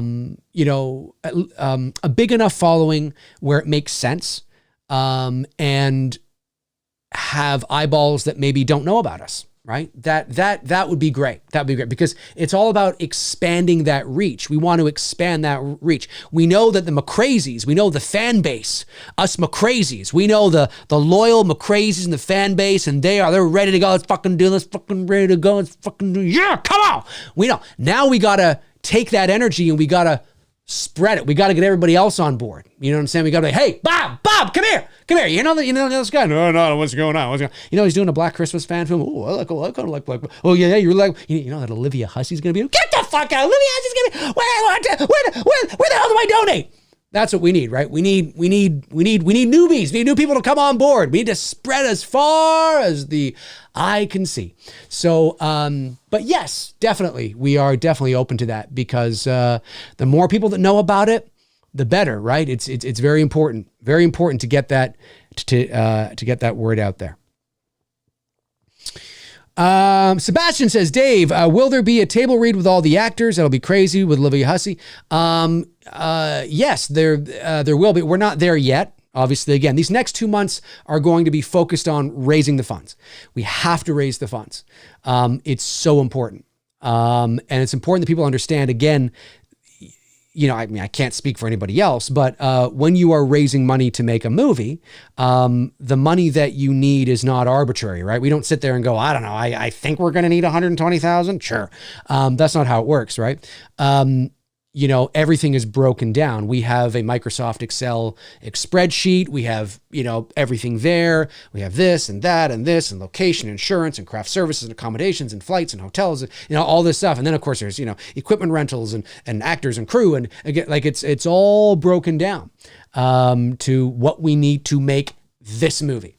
And, so that's where our focus is going to be right now over the next 2 months, is raising that money so we can make that movie. And then come the summertime, once we have the production budget and we're officially greenlit, then that's when we start to, because there's a couple things in the script we want to adjust and tweak, and then we'll have, we'll start to set up those table reads and that kind of stuff. So very exciting. Very exciting indeed. Let me see. Fans of Something says, we'd love to get you back on, Dave and Bruce too. Absolutely. Totally down, my man. We'll set it up. Definitely. Tom Hungarian says, Cody, Wham, Drum Dums, 3C Films are all big movie and horror YouTubers should show love. Probably if you, yeah. So I haven't reached out to Cody yet. I know Cody's very busy. Love Cody, by the way. I fucking love him. He's great. It's Cody Leach. He's great. But I know he's very busy. So, I haven't reached out to him yet. Lee I have, and Lee might be this week. I'm not entirely sure. The Wham guys, I don't know. The Wham guys are not big Black Christmas fans. See, Cody's a huge Black Christmas fan, as is Lee. The Wham guys, I don't think are. So I don't know if it would be like they have a big reach, that's true, but I don't know if their audience is big on that either. Mike and Jay are fantastic. I love those guys, but I know they're not big Black, not that they hate it or anything like that, but they're not, you know what I mean? Whereas Cody and Lee, they're huge Black Christmas fans, so it makes more sense. And then the 3C Films, yeah, I think I know the guy you're talking about. I don't know him. I've never talked to him ever, so it would feel I don't know if he does that. I don't know if his channel, does he have people on to interview like that? I don't think he does. So I don't think that's something he would probably do either. But I don't know. Maybe they would. Maybe they'd be more than happy to. And if they are, totally down. That would be amazing. The more, we just want to broaden our reach, right? We just kind of want to get more eyeballs that don't know about it yet. Listen, this is what's crazy. There are people out there right now that have no idea about this project that would lose their fucking minds if they did know about it and be like, where do I donate? Just tell me right now. What? 100%. We got to find those people. We have to find those people. Those are the people we have to find, right? And keep our base all excited as well. But we got to find those people. You know, we need to bring more people into the fold. So that's what it's, you know, that's why it's so important to get those articles into Bloody Disgusting and Collider. And shout out to both of them, by the way, for covering our launch day, right? That's why it's so important, because you tend to reach more people. Because I mean, just on the Bloody Disgusting Facebook page, during reading the article, there was quite a few people in the comments that were like, I didn't even know there was a chapter 1. Where is it? You know what I mean? And then people were sharing the links and things like that. And I shared a link. So yeah, I mean, we gotta spread it out. Gotta spread that love and get people who we know that would be bonkers for something like this. Not the people that don't care about it, because if they don't care about it, they don't care about it, right? But people who are bonkers for something like this, you're like, oh, I know somebody that would fucking lose their minds over this. Those are the people we got to get in contact with. You know what I'm saying? We got to expand it out. Expand that love. Expand that love. That's how winning is done. If you know what you're worth, you go out and get what you're worth. But you don't blame you or him or shit. I ain't you and you're better than that. Thank you, Rock. Thank you, Rock. I haven't missed any super chats. Oh, wait, there's super chat there. No, that was the last. Was that the last? I think that was the last super chat. I don't think I've missed any super chats. I don't think I have, anyway. Good show today so far, though, folks. Good show today so far. So far. It's been good. It's been good.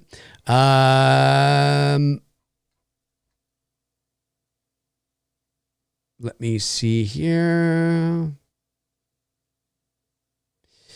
I'm just scrolling, see if there's anything I can do. Yeah, that's right. Yeah, Cosplay Chris would be a good. You're right, and I'm very familiar with Cosplay Chris. I've been on his channel with Darren and Frank of the Slaughtered Lamb, and I know he's got a channel now specifically for this too. Yeah, maybe he would. We just have to work out the time, because he's down under in Australia. But yeah, that's a good suggestion for sure. Tom Ungurian says, I agree, Dave. We got to find those people. 100%. Yeah, absolutely. Yeah, we got to find, we have to broaden the base.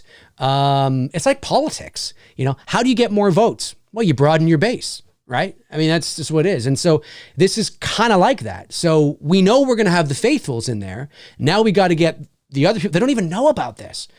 Like, think about that. There's people right now sitting at home that would lose their minds if they knew Olivia Hussey was coming back to play Jess Bradford. And they'd be like, oh, I'd totally donate to that. We got to find those people. Where Nomad has gone before, sends in $2, says, this morning I got my Billy double feature. Love it, my man. Love it. That's the way to do it. Chapter 1 and Chapter 2. Yeah, by the way, if you missed out on the first campaign and you want Chapter 1, you can get Chapter 1 and Chapter 2 as a combo. It's called Double Blue. Just head over to the campaign page and check it out because you can get it. I scroll down. Oh yeah, there you go. See, so you got the special thanks, and we've got the digital download package. Only 6 people have claimed the digital download package. It's $28 Canadian. It's about $20 US. You know what? If like 1,000 people all bought the digital download package, right? What would that be? 1,000. That's a lot of people. But I have 28,000 people that subscribe to me. So that's actually not a lot. If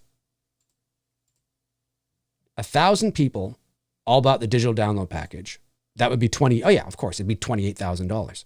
Yeah. That's crazy if you think about it. You know what I'm saying? That's crazy. If 1,000 people right now all bought the digital download package, we'd be over 40 grand. That'd be insane. That'd be insane. And again, that's Canadian. US, I think it's about $20.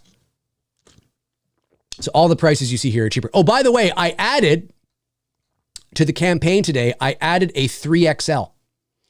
So if you're somebody that is that needs a larger size, I did add a 3XL. We had 2XL in there. I added 3XL. That's as high as it goes at the moment. If you're somebody that needs something larger, we'll work on that. But just to let you know that. And there's the Blu-ray right there. And always remember to click because you also get to see what comes with it. So you get obviously your name in the credits. You also get the digital download package and the Blu-ray. So always remember to click it. Where am I here? Oh, no. Got to go back. There we go. All right. So, we back? No, we're not back. Hang on a sec. Now we're back. All right, we're back. Perfect. I lost my spot. I was going through the perks and I lost my spot. There we go. So yeah, always remember to click on it. And then of course the teaser cover.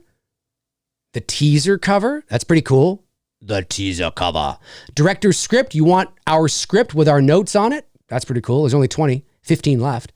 The official poster. Look at that fucking gorgeous poster. Come on. That's gorgeous. 24 by 36. Hang that bad boy. Or the teaser poster. It's fucking gorgeous. Hang that bad boy. Hoodie. You want to keep warm? We also added the 3XL to the hoodie too. So if you're, again, you need a larger size, there you go. We've added it. There's both films right there. 50 people have claimed it. That's awesome. Really appreciate that, guys. Very much so. You can get, 2 posters. Look at that. The teaser and the official. Fucking love it. Chapter 1 and 2 together. Put those babies on your wall. Yes. Advanced screening. You want to see the movie before anybody else does? Amazing. You want to be a guest on my channel? Let's do it. You want to be a guest on Two Dudes and Some Bullshit? Let's do it. You, me, and Tony Michael. Let's rock it, baby. There's only 4 of those left. Want me to teach you about voiceover? We could do that too. Associate producer, 4 people, 4 out of 15. 4 out of 15. There's 11 left. And of course, the big boy, the executive producer. And then of course, the be in the film is sold out. But we are thinking about adding it back in. And again, these perks are just to start. They're just to start. Throughout the campaign, there will be some perks being added in that some fans will probably really like as well. Let me scroll all the way back to the top. Let me scroll. Where are we? There we are. Yeah. Lori scared another one away. Robert Thidoff says, Dave, does Canada have a film commission where you could promote the fundraising campaign? It does. We have to check out the rules and regulations on that. We've been looking into that. So, yes. Yeah. Entirely possible.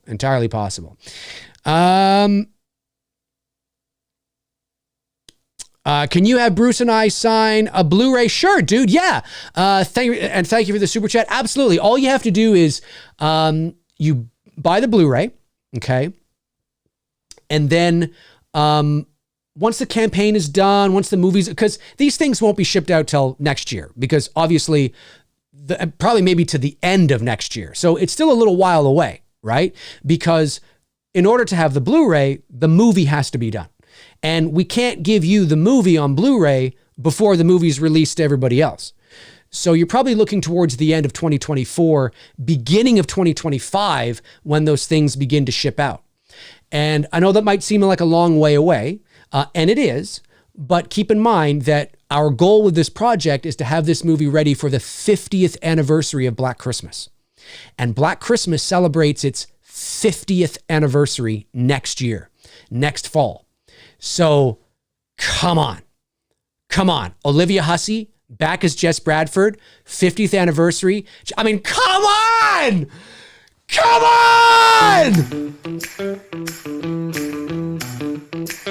You know what I'm saying?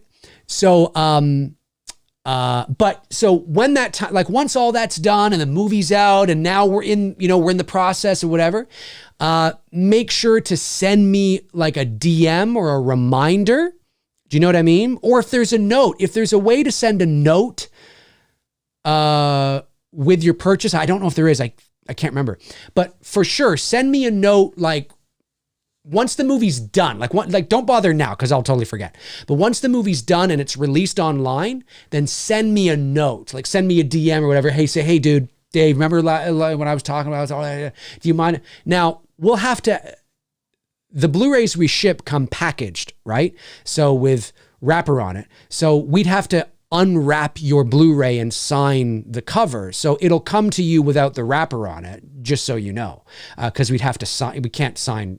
We're not going to sign the package, because then as soon as you take the package off, there go our signatures. You know what I mean? So we'd have to do that. But yeah, shoot me. I mean, purchase the Blu-ray. Shoot me a DM once the movie's up online. Once it's released, shoot me a DM and we'll get it taken care of, for sure. For sure. Machete Slasher says, what if I need a bigger poster size? Bigger than 24 by 36? Well, that's as big as they come right now. So, but I mean, if you wanted, you could pick up the, because you can do whatever you want with it. Why am I not? Oh, I see. Hang on. Two little things here. If you wanted, you can pick up the digital download perk for $20. Again, it says 28, but it's about 20 in the States. And with the digital download package, you get the official poster, official high resolution image of the poster, like printable version of the poster. So you could always take that and go to Staples and print it off yourself to any size that you want, right? You get a high resolution copy of the official poster with the billing block, by the way. So the billing block will be at the bottom. You get a full HD version of the movie, a digital copy of the movie in full HD. You get a digital copy of the script, and you get high resolution promotional images from It's Me Billy 1 and It's Me Billy 2, all for about $20 US. That's a fucking hell of a deal. I think that's really good. I think that's really good. Personally, I think that's really good. And you also get your name in the end credits of the movie as well. Any perk anybody picks up, it's a default. You will always get your name in the end credits. So yeah, I mean, geez, if like 2,500 people all bought that, we'd have like, what, $60,000 or something. It'd be insane. We'd have half our budget. It'd be crazy. It's a good deal. It's a rockin' deal. Just saying. Let's see here. WLJJ Movie Reviews 2 says, yeah, I was thinking about making original movies here in Florida. I was thinking about making a zombie movie in Florida. Oh, that's cool. It's cool you guys talking amongst yourselves. I like that. Sebastian says, Dave, has directing the first It's Me Billy kind of given you more confidence? If you were to have Olivia Hussey reprise her role in the first one, how would you have reacted back then? Well, I think with anything, because of experience, right? It's Me Billy Chapter 1 was the first time I had directed a movie at that level, right? With a professional crew, the entire crew was far more experienced at their jobs than I was at mine. And same with Bruce. So we both were, but the thing is that we went to film school. We understand the craft. We understand the lingo, the job. So it's not like we just walked off the street. We understand everything, but being in that, environment was our first time at that level. And I wasn't nervous though. But you see, I've been making movies with Bruce since we were teenagers. So making movies with Bruce I'm very comfortable. We're just doing what we've always done now on a professional level. So it just felt like there was a bit of a learning curve with certain little things, kind of getting the momentum and the pace and, but overall it was really smooth and everybody on set, said that you would not know that this was the first time you were doing this. Like, you guys are so prepared, especially when it comes to indie shoots. When it comes to low budget indie shoot, because that's what it was, even though it's a professional film in the world of movies, $60,000, even $120,000 or $80,000, it's still a nothing budget movie, in the world of movies, right? But they said to us that, like most indie shoots, it's like, oh God, you know what I mean? No, we were so prepared. We were so prepared and on point and professional with everything. And it's going to be the same thing with this one. It's because we're taking so much time.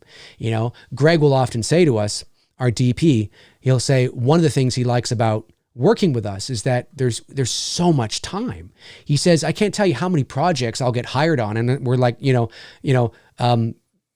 we're going to camera in like, a week, something like that. Right. It's like, but with us, it's like, we've got months and months and we like that because it really allows us to be on point and prepared for the shoot. So, there's that. How would I have felt directing Olivia the first time around? I think I would have been fine. I've been in the entertainment industry for 22 years, right? So now that doesn't mean that I don't get nervous in certain situations, but again, it's not like I'm completely green to the vibe of the business. So I would have been fine. It would have been cool, and it's going to be cool. I mean, you're going to, of course, there's always going to be that moment where you're like, this is Olivia Hussey. I'm fucking directing Olivia Hussey. You know what I mean? Absolutely, of course. But then your professional brain takes over and you're in the moment and you're in the zone and you're doing your job and you're getting shit done, right? And so I think it would have been the same way on the first one as well. We wanted to have her in that small role. I actually think it works better. It's funny how those things work though, right? At the end of chapter 1, when Victoria Sam says, Grandma, if we had been able to get her, we were going to have her come out of the darkness and there she is, right? And that's where we cut and we roll credits. And, but I think it works better this way. Because I think now the anticipation is even higher. And so I think it was meant to be. I think it works a lot better now. So it's very exciting for sure.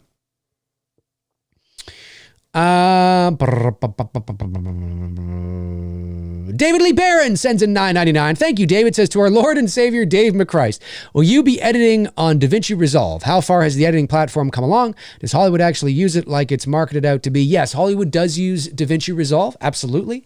Will we be using it? Yes, we will. We will be using DaVinci Resolve again for chapter 2. I use DaVinci Resolve all the time now for everything.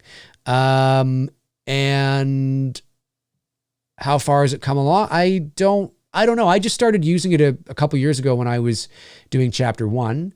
I have DaVinci Resolve Studio, so I get all the updates automatically. It feels the same.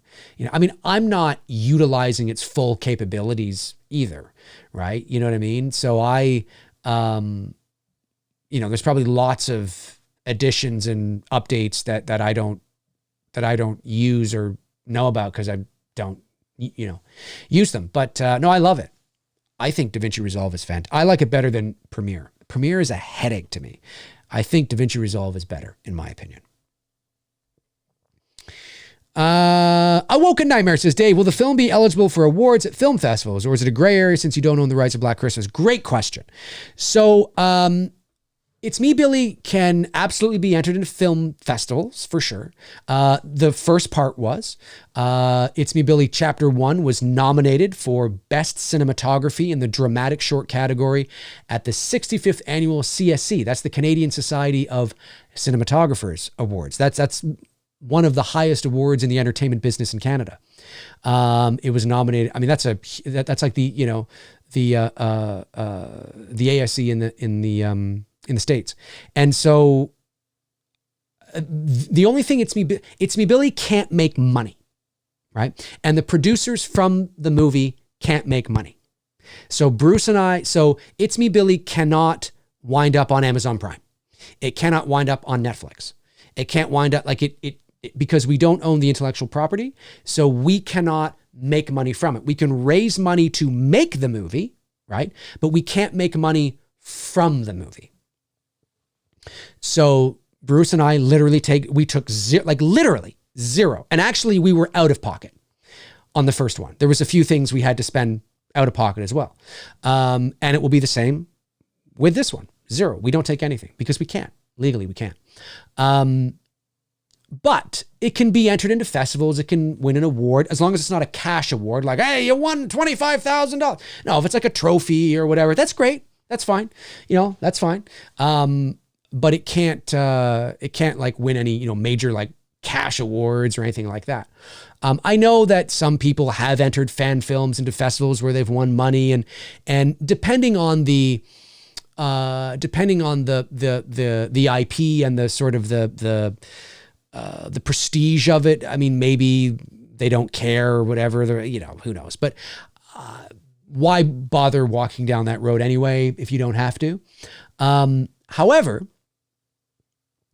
depending on what happens with It's Me, Billy Chapter 2, and if the rights holders look at this and go, this is fantastic, and want to make it, listen, I think people are just going to think are going to think it and consider it official anyway. There's already so many people that have said, listen, It's Me, Billy Chapter 1 is the best thing since the original. It's better than 06. It's better than 19. It's professionally made. It looks like it could it looks great. It's canon to me, even though it's not official. Technically, it's not official. There are people that think it is anyway, and which is really cool. Is there an opportunity where Chapter 2 and 1 could actually become official? Maybe, and we're totally open to that for sure, 100%, totally open to that. And like I've said, maybe it winds up on a special features thing on a 50th anniversary release of the movie, or a 60th anniversary, or just a 4K high. Who knows? I don't know. Who knows? Maybe it will. Maybe we're totally open to that. And why wouldn't you? At that point, why wouldn't you? Right? So we'll see. We'll see what happens. But this is really for us, certainly myself and Bruce, for the love of the game, for the passion, for the love of filmmaking, and of course for our portfolios. Of course, absolutely.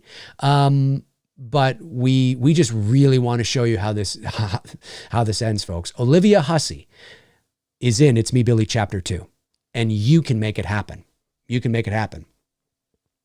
Taylor Paulson sends in $2. Thank you, Taylor. Says, I was either the 190th or the 200th backer, 199th or 200th backer. Taylor, you are awesome, my man. What are we sitting at now, folks? Before the end of the stream, can we get to 201?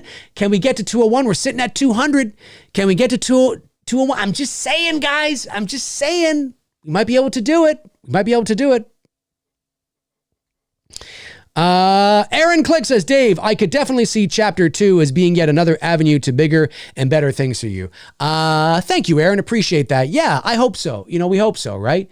When I say that we're doing it for the love of the game, I don't mean that, obviously it's just for that. Obviously, for all the things that, you said there too. But we're not being paid for it.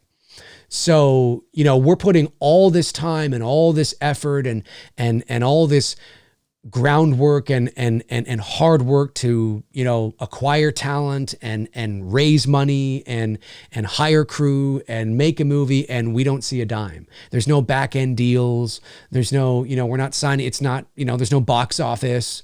There's nothing, like literally nothing.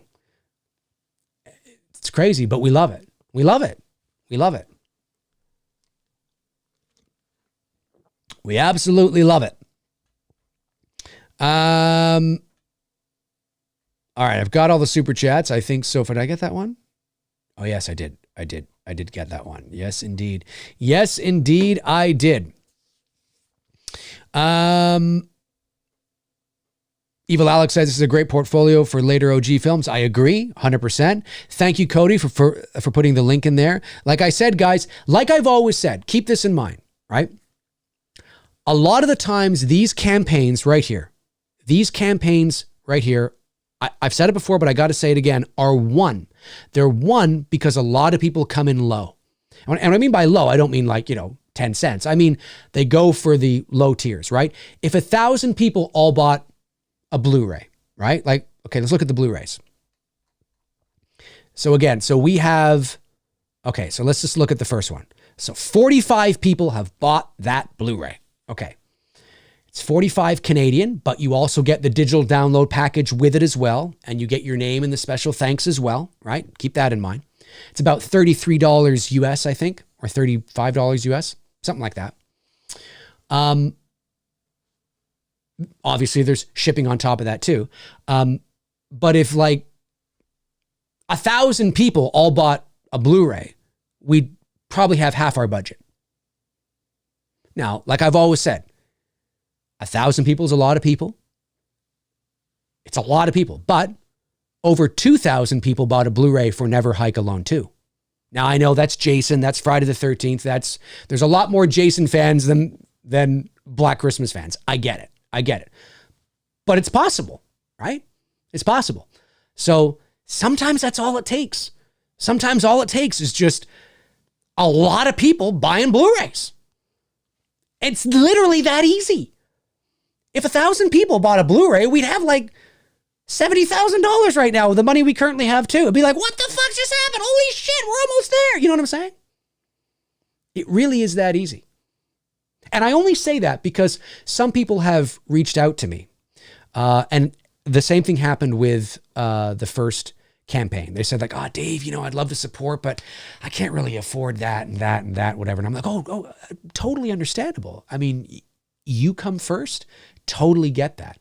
And then I'd say, but you don't have to buy that. You just buy a Blu-ray. And they're like, oh yeah, I guess I never really thought about that. I think people see the big number and they feel they need to spend, not everybody, but I think some people think that, I'm not going to make a difference. Why bother? No, you're going to make a difference, right? You will make a difference 100%. And it just takes, like I said, even if 500 people all bought a Blu-ray, we'd have like $30,000 or $40,000. It's insane how, in theory, easy that is. Of course, like I said, it's easier said than done to get people to do anything because a lot of people don't like to be told what to do. Don't tell me what. I'll buy a Blu-ray on my own time, damn it. But it's the principle of it, right? So it's absolutely doable, 100%. And that's why I said too, even if 2,500 people all bought the digital download perk, we'd have $20 right there. That's it, And you get some with it. I mean, this isn't even a GoFundMe. GoFundMe, you don't get anything with it. At least with this stuff, you get perks, which is really cool. But yeah, no, it's I hear you, man. I do. But it's like I said, that's been my experience of watching campaigns and looking at certain things. Like when you look at, over 2,000 people bought a Blu-ray for Never Hike Alone 2. That's got to be like, I don't know what that would be. I don't know what Vince charged for it, but let's say he charged, I don't know, $40, let's say. Times, I don't know, 2,200, let's say. That's $88,000. That's crazy, right? So if, let's say 1,000 people here all bought a Blu-ray from me, yeah, it'd be close to like $60,000 Canadian. It's insane. So it's doable. It's doable. These campaigns are always won by lots of people coming in on those kinds of tiers.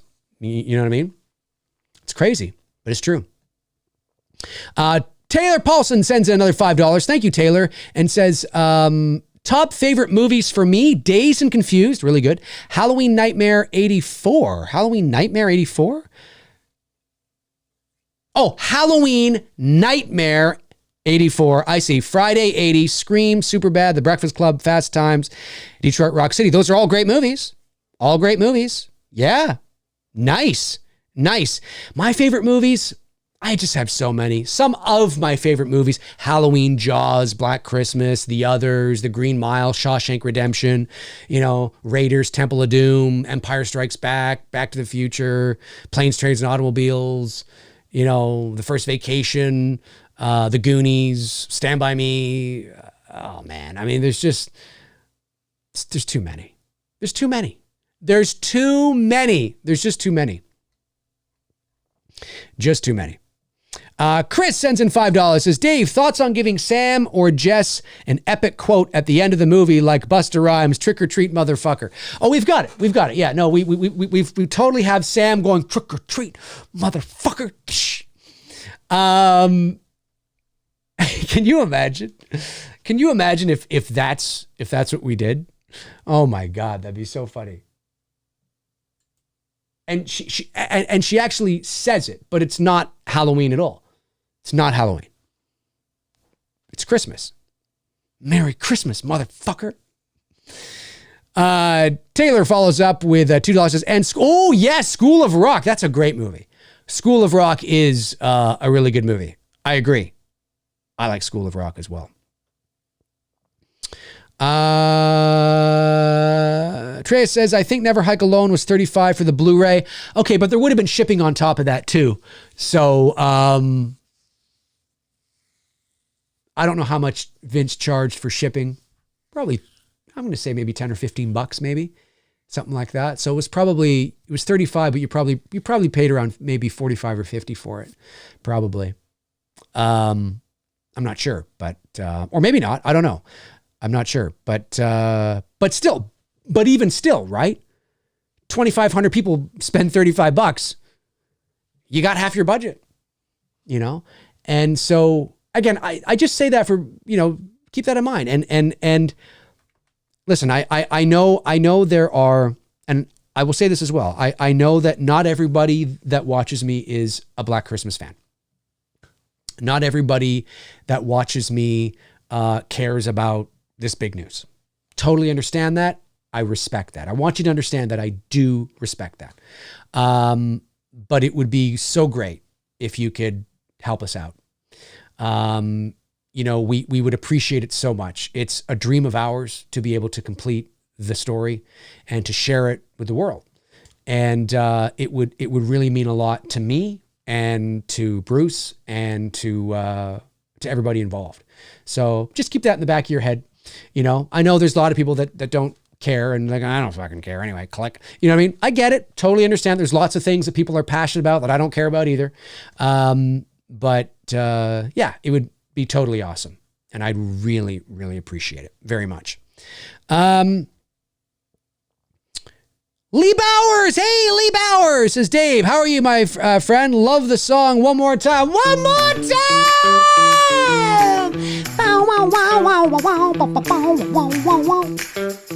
Yes. 22,410 Canadian Billy Bucks. 3 days into the campaign, 18% raised. Can we get to 20% by the end of the weekend? I don't know. We'll see. We shall see. Frank Reiger says, I'm a Black Christmas fan, just not a Dave McRae fan. I love it, Frank. I love it. That's so great. It's true. It's true. And it is true. He's not a fan of me at all.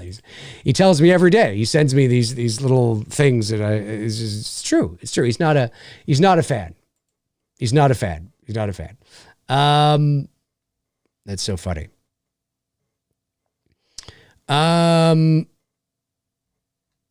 David Lee Barron follows up with $4.99. Thank you, David. Says, dear Dr. Pichet, how do you deal with the tediousness of the writing process? Do you implement Blake Snyder's structure? How do you deal with writer block? No, I don't. Listen, writing is probably my least favorite part of the filmmaking process. I don't think I'm a bad writer at all. I do always stay within my lane, and things that I know. But just the process of writing and brainstorming during the writing process is I'm not gonna say I don't enjoy it. I do enjoy it, but it's my least favorite part of the process. When it comes to writer's block, I walk away. If you have the time. Right? If you are hired by somebody to write something, then you probably have a deadline. But if it's yourself and you're doing it for yourself, then the deadline is whatever you make it. And so for me, I tend to just, I will just walk away for a bit. Sometimes like a week. I'll walk away for like a week. Just kind of forget about it for a bit. And then when I come back to it, then I suddenly find that the creative juices are really flowing. So that's what I do. Yeah. But the writing process, unless you are a writer, right? Like, I think the reason why it's my least favorite part of the process is because I'm not a writer. There are people that really love writing. There are screenwriters. Like John Carpenter said that he hates writing. It's the least favorite part because he's not a writer. Yes, he wrote Halloween and he wrote sure, but he's not a writer, by trade. He can do it, but it's you know what I mean? It's the same thing for me. But I think there are some people that, well, there are, and they're on strike right now. The WGA is on strike right now. There are real writers. It's all they do. They come up with ideas, they write screenplays, or they adapt them, or whatever. They love it. That's what they do. It's their favorite part of the process. So it just depends on who you are and all that kind of jazz. Let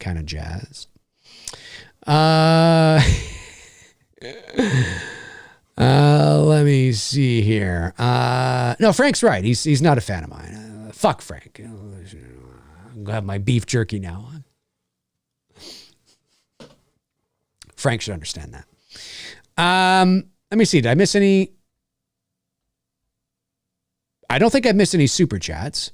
I'm so happy we got to 200 backers by the end of the stream, though. That's great. That's so great. Oh, we're at 201. Yes, 22,510 Canadian bucks, closing in on 23,000. Yes, 201. 201.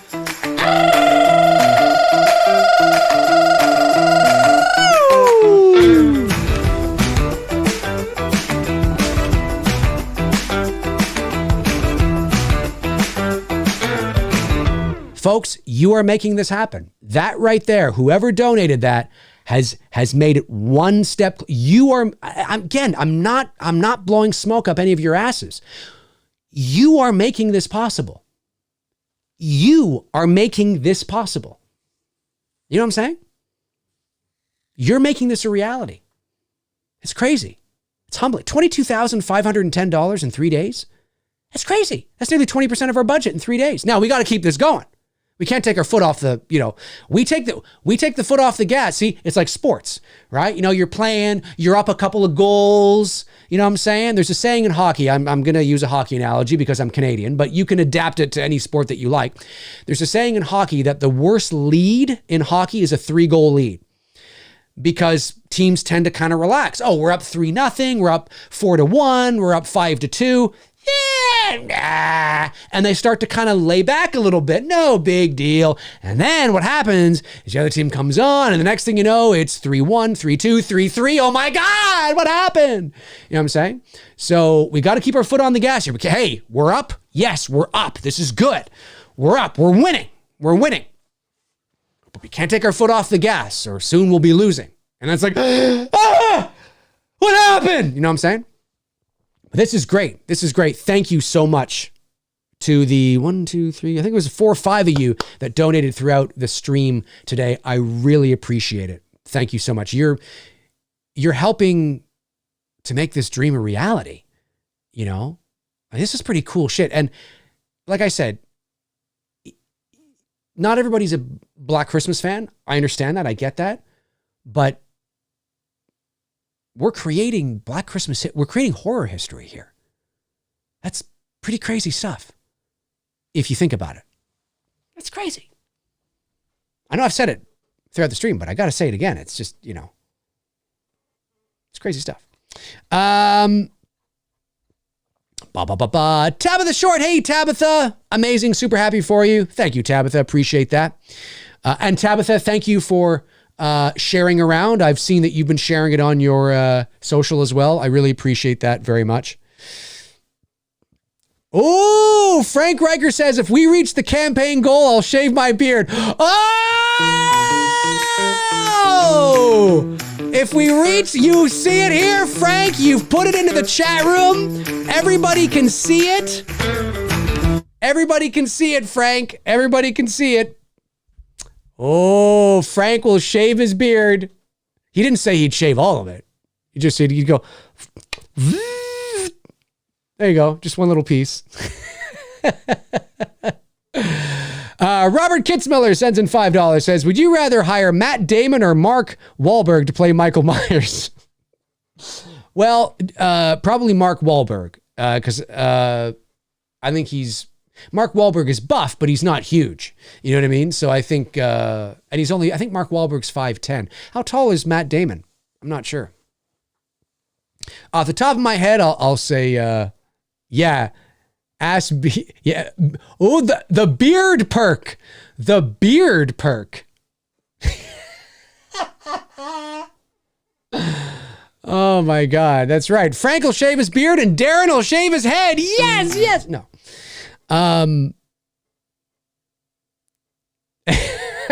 That's right. Aaron's like, nah, come on. It's got to be the whole beard. It's got to be the whole beard.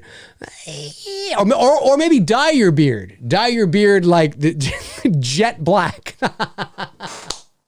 Dye your beard jet black. Like to the point where it's like, that doesn't look natural. There's no way that's natural. That's not natural. No way. No way. There's no way that's natural. I don't know. I'm just saying. Scrolling.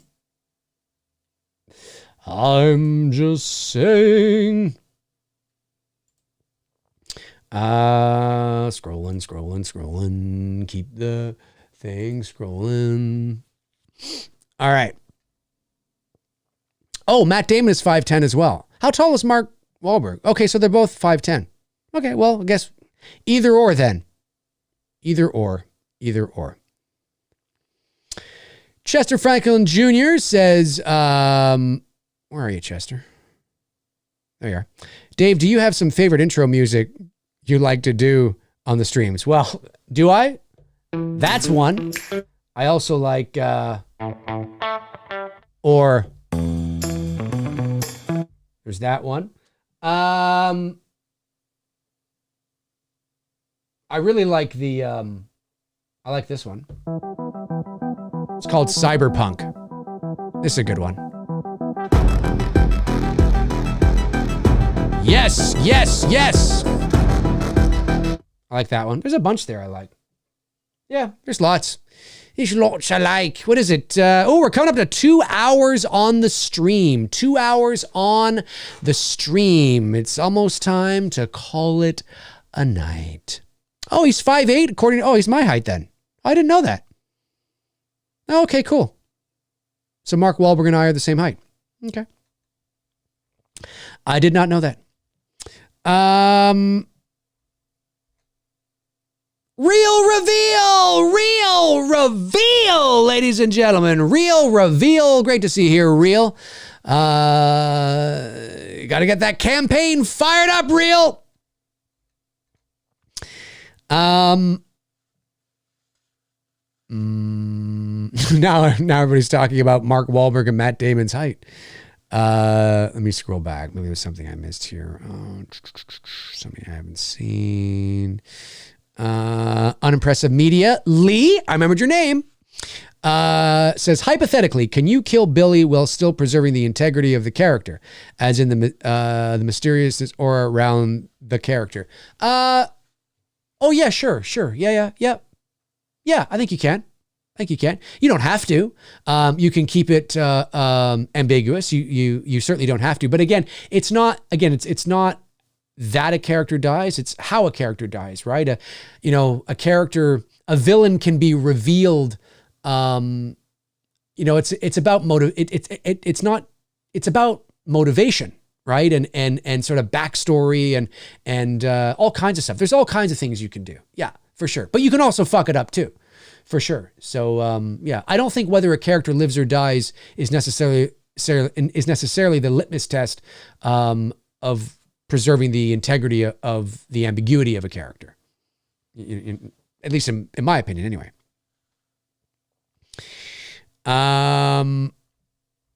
Scrolling back here. Hey, bye-bye. Bye-bye.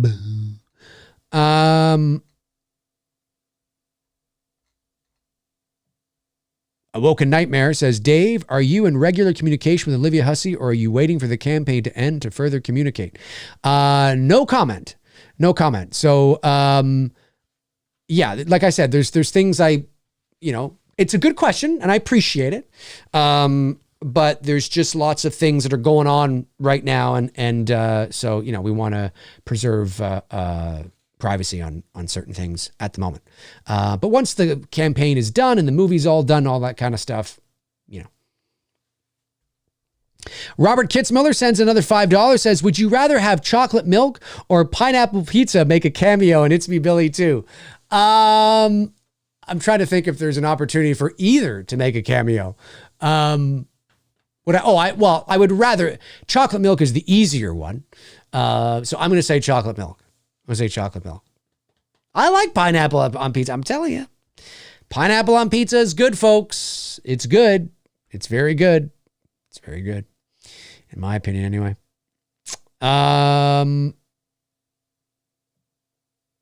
Eva Alex says, your parents would be proud playing Freddie, directing your own films, and Olivia Hussey, hopefully soon.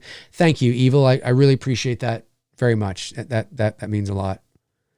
Frank says 2 years, Evil, with trimming. Frank's gonna listen. If we meet our goal, Frank's gonna shave the beard. Can always grow back.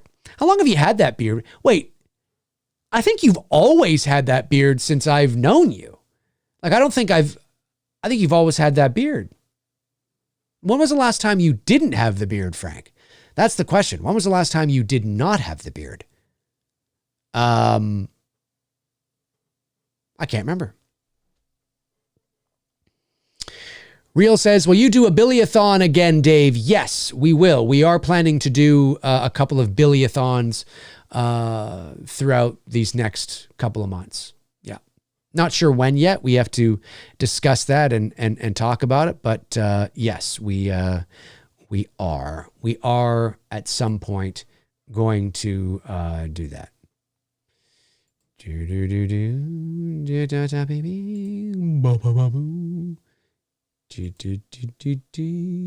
la la la.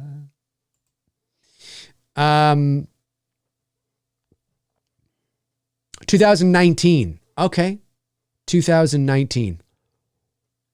That's a great beard. It looks good on you. It does. It looks good on you. Matthew Freezer says, maybe Billy likes chocolate milk. Who knows? He might. Yeah, he looks like a chocolate milk kind of guy.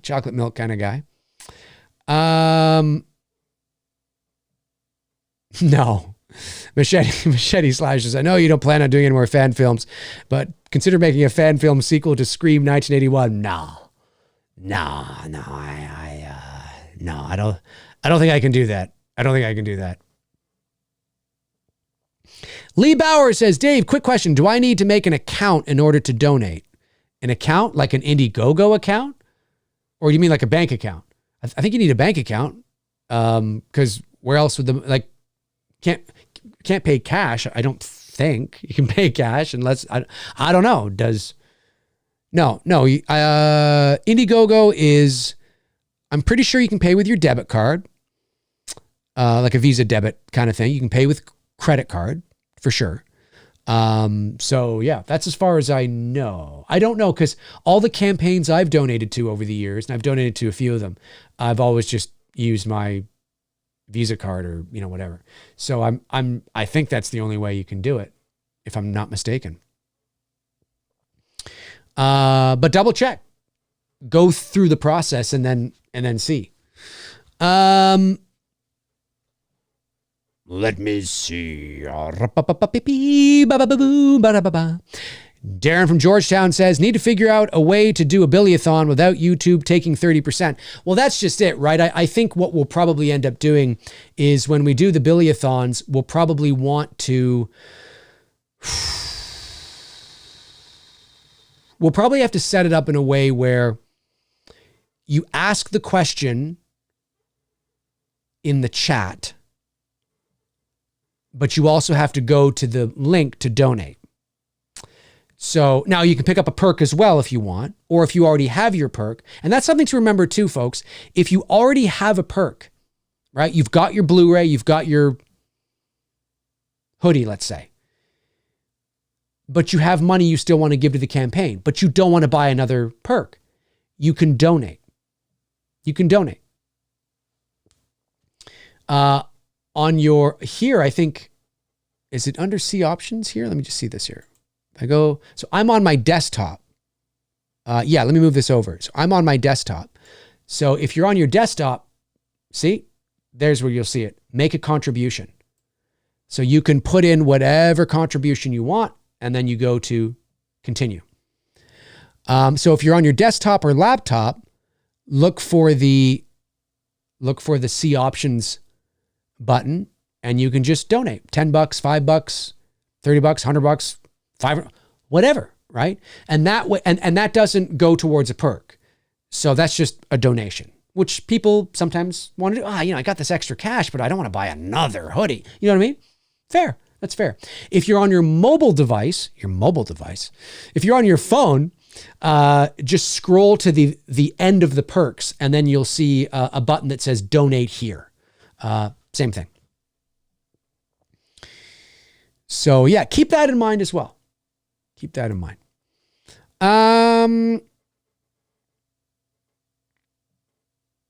Frank says, more importantly, Dave, will you change the catering options for It's Me Billy 1? Change the catering. Oh, I see what you're saying. What a funny question. Well, it probably will be different because the catering company that we went with last time is unable to cater us this time around. So on the set of chapter 1, it was catered every day, which was great, which was fantastic. So every morning at 6 a.m., in comes, the caterer with all the food. And they did that for breakfast, lunch, dinner, and snacks. But we'll have to go with a different company this time. So it'll probably be similar menu items, but obviously a bit different.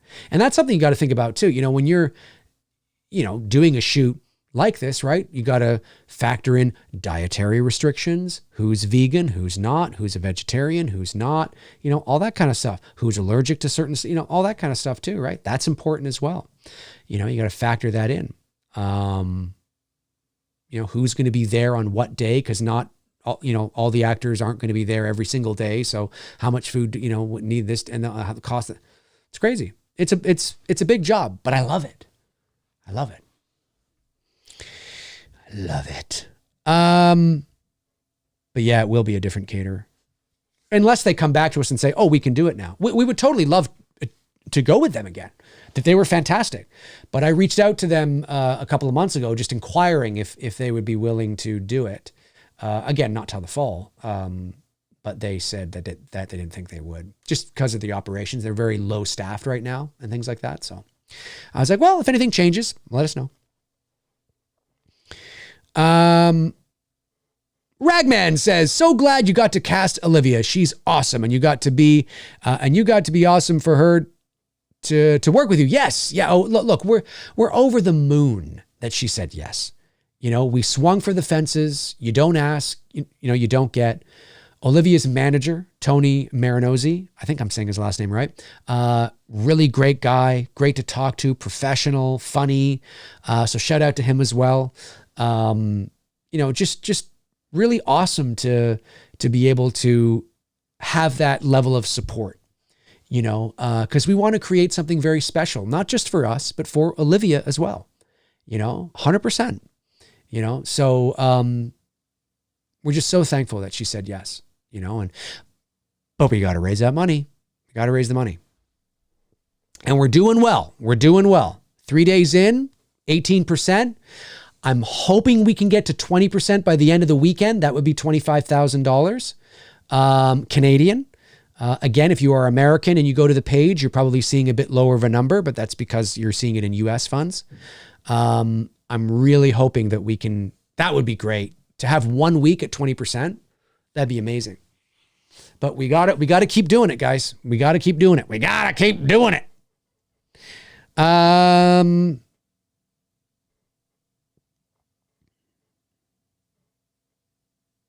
That's true. 100%. Evil Alex is right. You're absolutely right, Evil Alex. Just donating $5 one day, $10 another week. Small amounts can reach the goal quick if combined too. Yeah, if a lot of people all don't, listen, there's 20, and I understand that, I have 28,000 subscribers. It says 4, but it's almost 5 now. So nearly 30,000 subs. Doesn't take a lot. I don't need 30,000 people to chip in. I just need, like we said earlier in the stream, right? You just need 1,500 people to all buy a Blu-ray.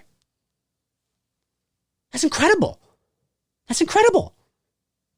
It really is that easy if you think about it. It really is. Or, as Evil said, just here, there. If a lot of people, totally true, man. Totally true. Again, easier said than done because it's difficult to get one person to do anything, let alone 1,500. But it's true. Vanderhoff says, I watched Black Christmas 74 and then It's Me Billy back to back, seamless. Amazing. Thank you, Dave.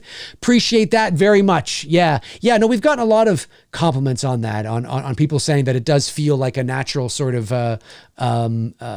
extension. And that was part of the goal, was to create a film that felt like it lived in the same universe. It's modern, obviously, with, modern production value, but it felt tonally, the pacing, the vibe, the atmosphere, the mood, all that kind of stuff felt in line with the original. And we're going to do that again with chapter 2. It's going to get darker, though. It's going to get darker. Warren Armour says, I have a feeling you'll get over what you're asking for, Dave. Sell that It's Me Billy popcorn. I hope so. I really do. I mean, it's early, obviously, there's still 2 months to go. But at 18% and a couple days in, that's amazing. So yeah, no, I would love it if, we're asking for 120,000 Canadian. It'd be great if we got to maybe 124, 125, something like that, maybe 130. So we have a little bit of that contingency. That'd be great too, because there's always going to be things that you pay for out of pocket. Here or there, and oh gosh, you pay that, you know what I mean? So it'd be great to have that extra, a little bit of extra, so you don't have to do that. And like I said, it's not just contingency. I mean, it could be things like, oh, you know what? We asked for 120, now we have 130. So now we were going to take 6 days to shoot the movie, but now we can take 7 because we have that extra money. So that thing that we axed in the script, now we can add that back in, things like that. Right? Absolutely. Because when you extend the budget, extend the shooting day, obviously that's another day that's another day at the location. So that's another day of the rental. of the location. That's another day of food. That's another day of accommodations. That's another day of payment to the actors, right? That's another day of payment to the crew.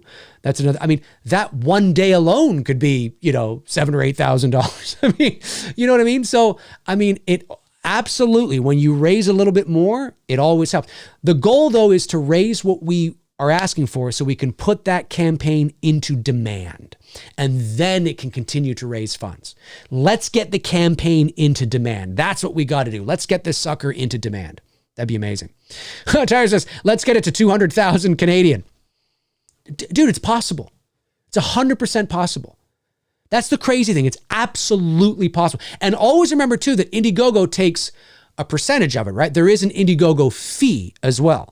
So remember that too. That's why it's even more important to get it into demand and so we can have that extra too, so we can recoup that fee back too, It's possible. Dude, $200,000 would be fantastic. We'd have so much leeway. Then we'd be like, oh, you know what? Let's take 8 days instead of 6. Let's add that back in. Let's take our time with this. Hey, that scene that we were going to, let's kind of, 100%. For sure. But 120 Canadian is what we need to make the movie that we have right now, which is great, which is totally fine. You'll love it. You'll think it's great. You think it's great. It's fantastic. It's absolutely amazing. I always go into Trump mode when I do this. It's fantastic. But yeah, it's fine. But yeah, no, extra? Absolutely. Absolutely. For sure. It will always go to good use, for sure. Geeked Out Cinema. Hey, Geeked Out Cinema. Great to see you here. It says, have you had the chance to speak directly with Olivia yet to discuss the project in details? What happens if unable to reach the goal in 60 days? Will there be a second campaign? Fingers crossed. So the Olivia details, I will, again, I'll remain private right now, just because we're in the middle of crowdfunding. There's things that are happening and going on. I just kind of want this to play out first before we talk about that kind of stuff. So in regards to if we don't reach our campaign goal, well, let's say that today was July the 1st and we raised $22,515. Well, we can't shoot a $120,000 movie with $22,000. So we would probably just refund everybody that money. Right? If we are close, if we're at like $90,000 or $100,000 and the campaign comes to an end, damn, didn't reach our goal, but still $90,000. Okay, we're close, right? Then it's worth running another campaign and seeing if we can make up the difference, right? As much as we can. And then, we'll figure some things out. If we're close, but we're not, we'll figure some things out. But we got to get close. We've got to get close. We've got to get close. So this is a great start. It's a great start. 22,515 Canadian billy bucks in 3 days is really good. 18%. Like I've been saying all stream, I'd love to get this to 20%, $25,000 by the end of the weekend. Like, so with 1 week done at 25,000, that'd be amazing. If we can get more, that's great too, but it's not that far off, that'd be great. 20% in the first week would be really good. You know what I mean? Now, for chapter 1, we were at 50% by the end of the first week, but our budget was also $60,000 and not $120,000, right? So, but this is great. This is fantastic. I really appreciate it, guys, very much. Very much. Really appreciate it.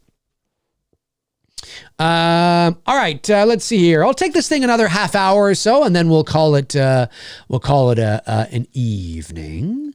I haven't missed any super chats, have I? I don't think I have.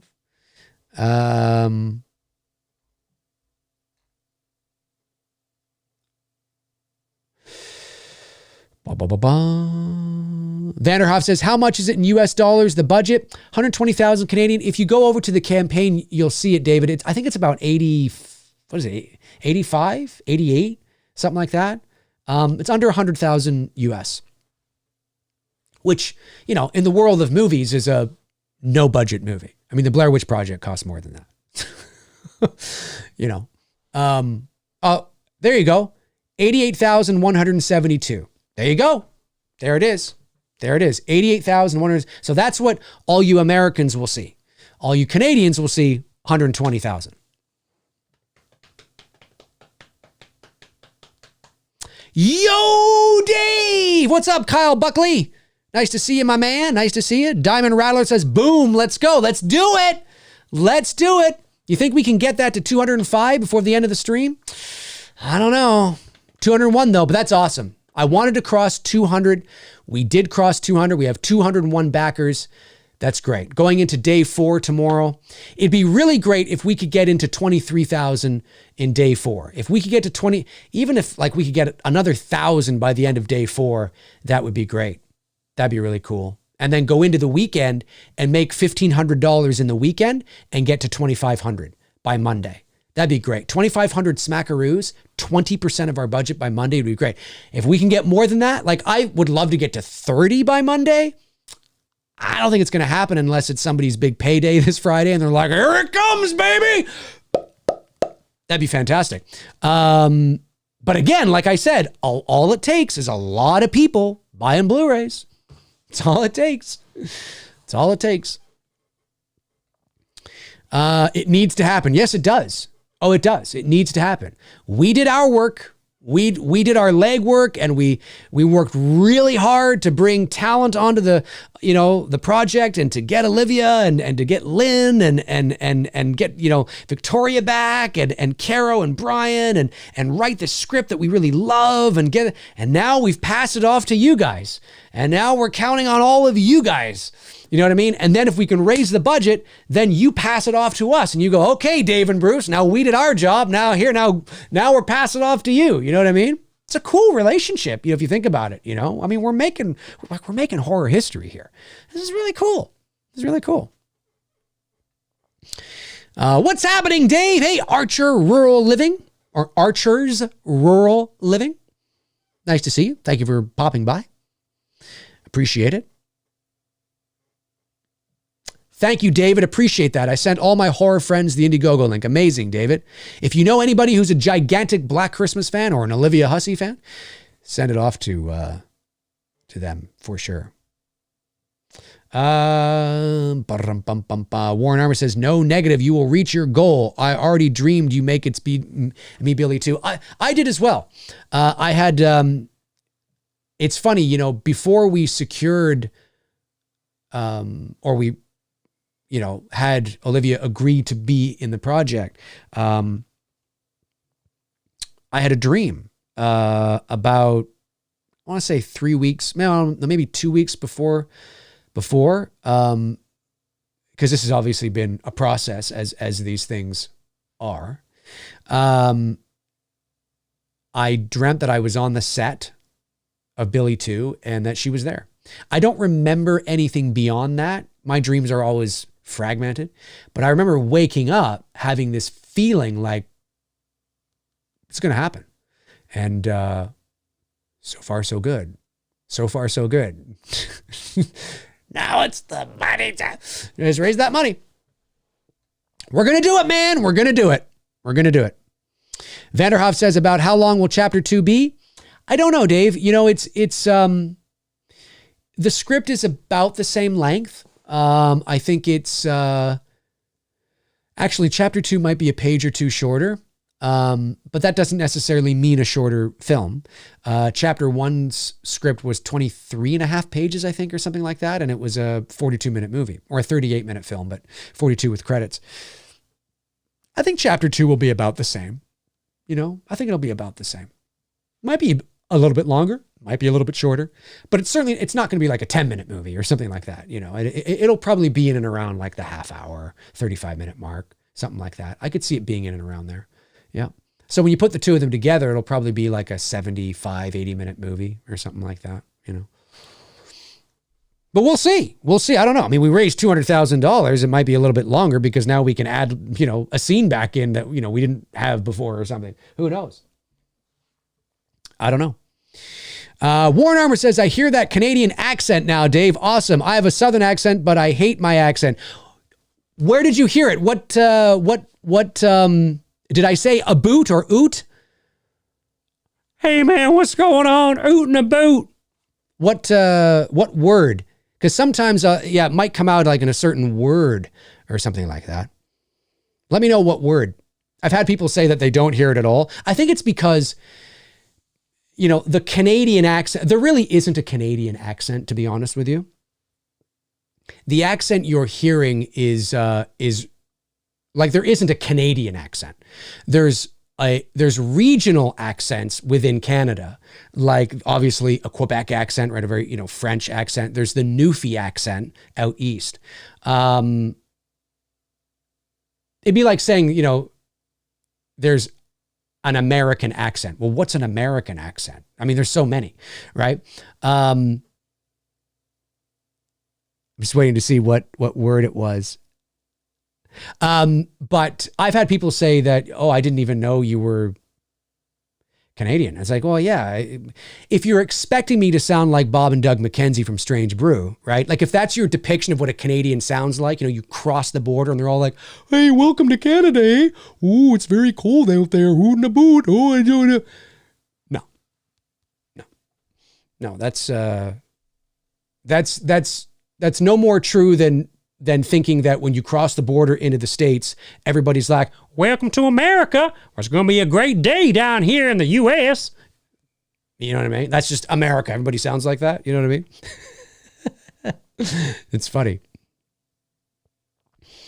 Tomorrow. Oh, that word. Yes. Yeah. Very good catch. So little differences. As a voice actor, I've had to pay attention to that. So obviously, tomorrow or tomorrow, right? Tomorrow is the American way. Tomorrow is the Canadian way. It's like sorry, right? There's sorry, which is very Canadian, and then there's sorry, which is American, right? So yes. So that's where it came out. Yeah, I said tomorrow. There you go. You got it. It's funny. When I was at the 40th anniversary convention in Pasadena in 2018, I was at the Fright Rags table. And they had all these T-shirts and hoodies and all that kind of stuff. And I was looking through them.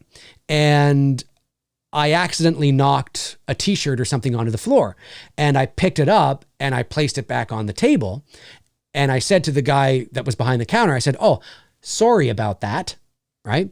And he goes, you're Canadian, aren't you? And I'm like, yeah, I am. And he's like, I'm Canadian too.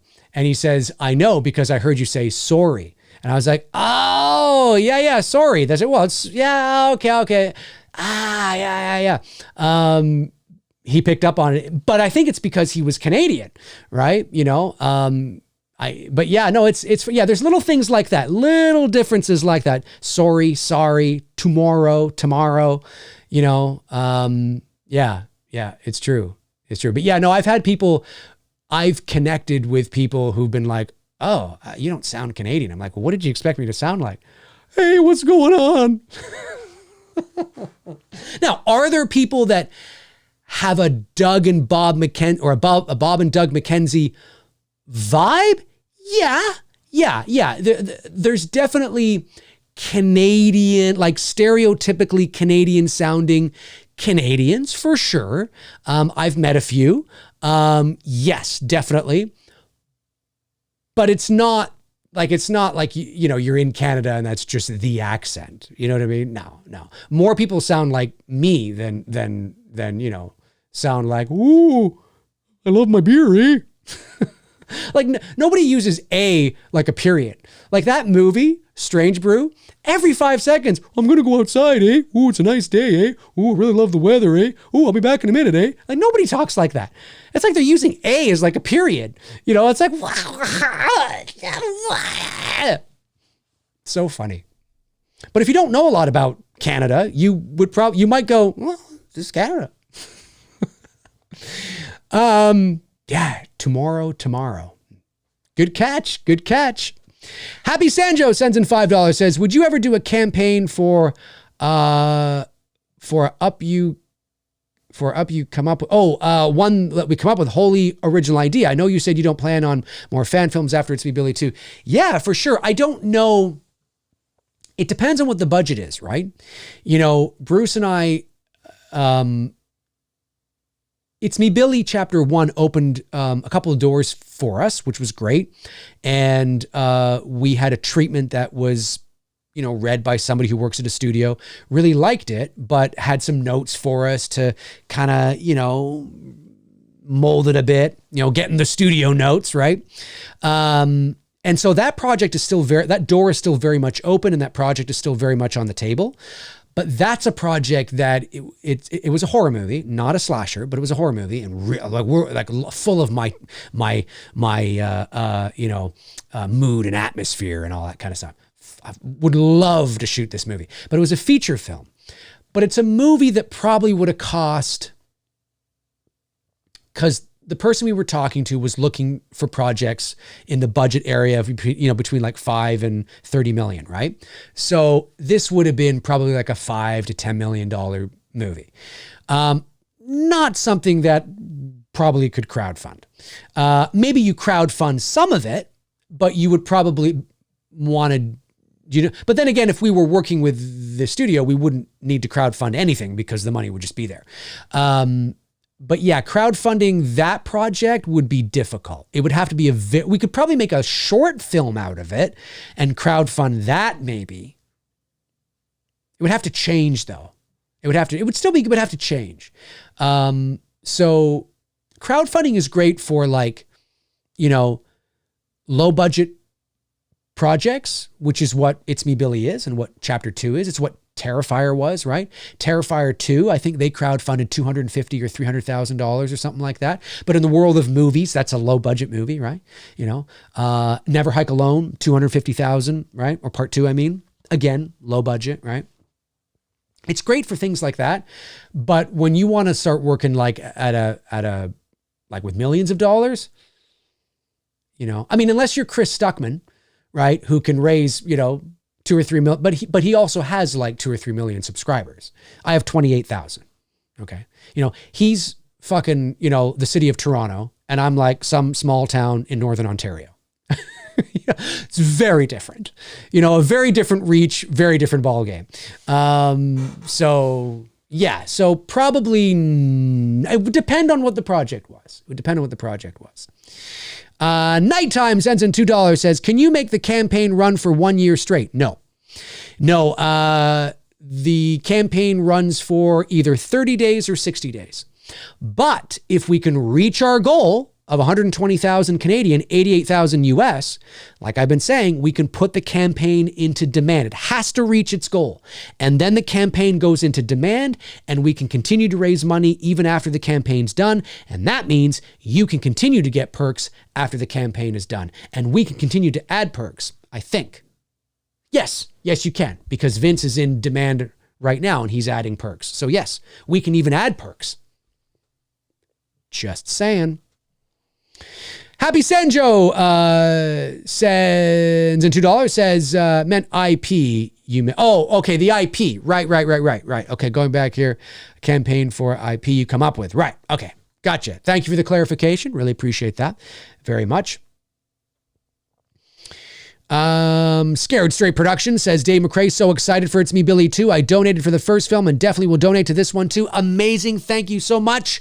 We need all the love and donations we can. And like I've been saying, we got to broaden the reach. There are people right now living in this world that are huge Black Christmas fans, that are big Olivia Hussey fans, that have no idea about this project. We need to reach them. Those are the people we need to reach. Those people, and keep in mind, a lot of people coming in low. That's all we need to do, folks. It's all we need to do. All right, I think I've got everything. As far as I know. So I think that's going to be a good spot to end it. That's a 2.5 hour stream. That's good. We answered some questions. We talked It's Me Billy. We had some fun tonight. So let me just say that I appreciate all of you for, and I don't just mean because of the campaign. I've said this before. I'll say it again, for being here, watching my streams, donating to the channel, supporting the channel, and donating to this campaign. This is a dream for Bruce and I that we want to accomplish and complete. And we would just ask that even if you're not a Black Christmas fan and you have no interest in the project, that you could put a little something towards it to help us out to make it a reality. We would greatly appreciate it very much. You don't have to, of course. I respect it, but it would mean a lot. It would mean a lot to us and to everybody involved. And because you'll be a part of Black Christmas history. You'll be a part of horror history. Yeah, I know right now it's a fan film. Got to put the stamp on it, of course, because we don't own the IP. But look what we're doing.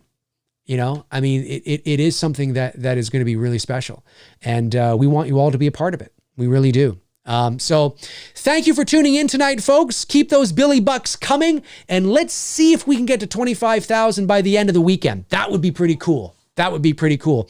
Thank you, of course, to my amazing moderators, Frank Riker, Tabitha Short, Darren Sands, Chris Baber, Cody Snyder, and Andrew Stevens. Thank you for doing what you all do. I really appreciate it. Thank you to the donations that came in while we were live. I think we were at like 196, so an extra 5 came in. I wanted to get over 200. We did. We're at 22,515 Canadian Billy Bucks. Amazing start. 3 days in, amazing start. Thank you so much.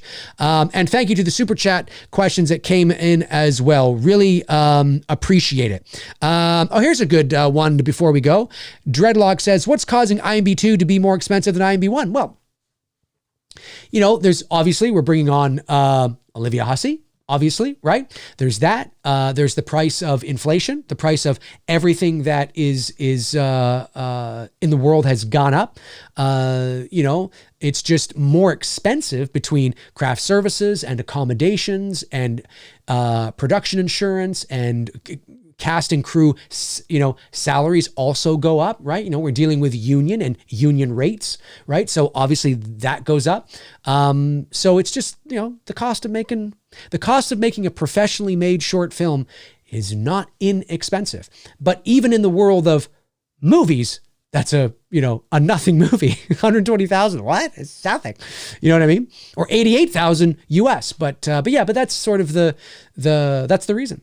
You know, is that it's a number of factors all coming together, and you know, it's the reality of making movies, folks. The reality of making movies. But yes, thank you to everybody who has donated, who will continue to donate. I will be back soon. Maybe for another stream over the weekend or something. We'll see. We'll see. Have a great rest of your weekend, folks. I really appreciate it. And I will talk to you all soon. Alrighty. Oh, and hey, if you want to follow me on social media, you can. All my links are in the description. Check them out until your heart's content. And when your heart is content, check them out again. Alrighty. In the meantime and in between time, I will talk to you soon. Oh yeah, there's no Patreon card for this show because I have to update the Patreon card. So if you're wondering why, hey, where's my name? It's coming. I need to update it. I'll talk to you soon. Cheers.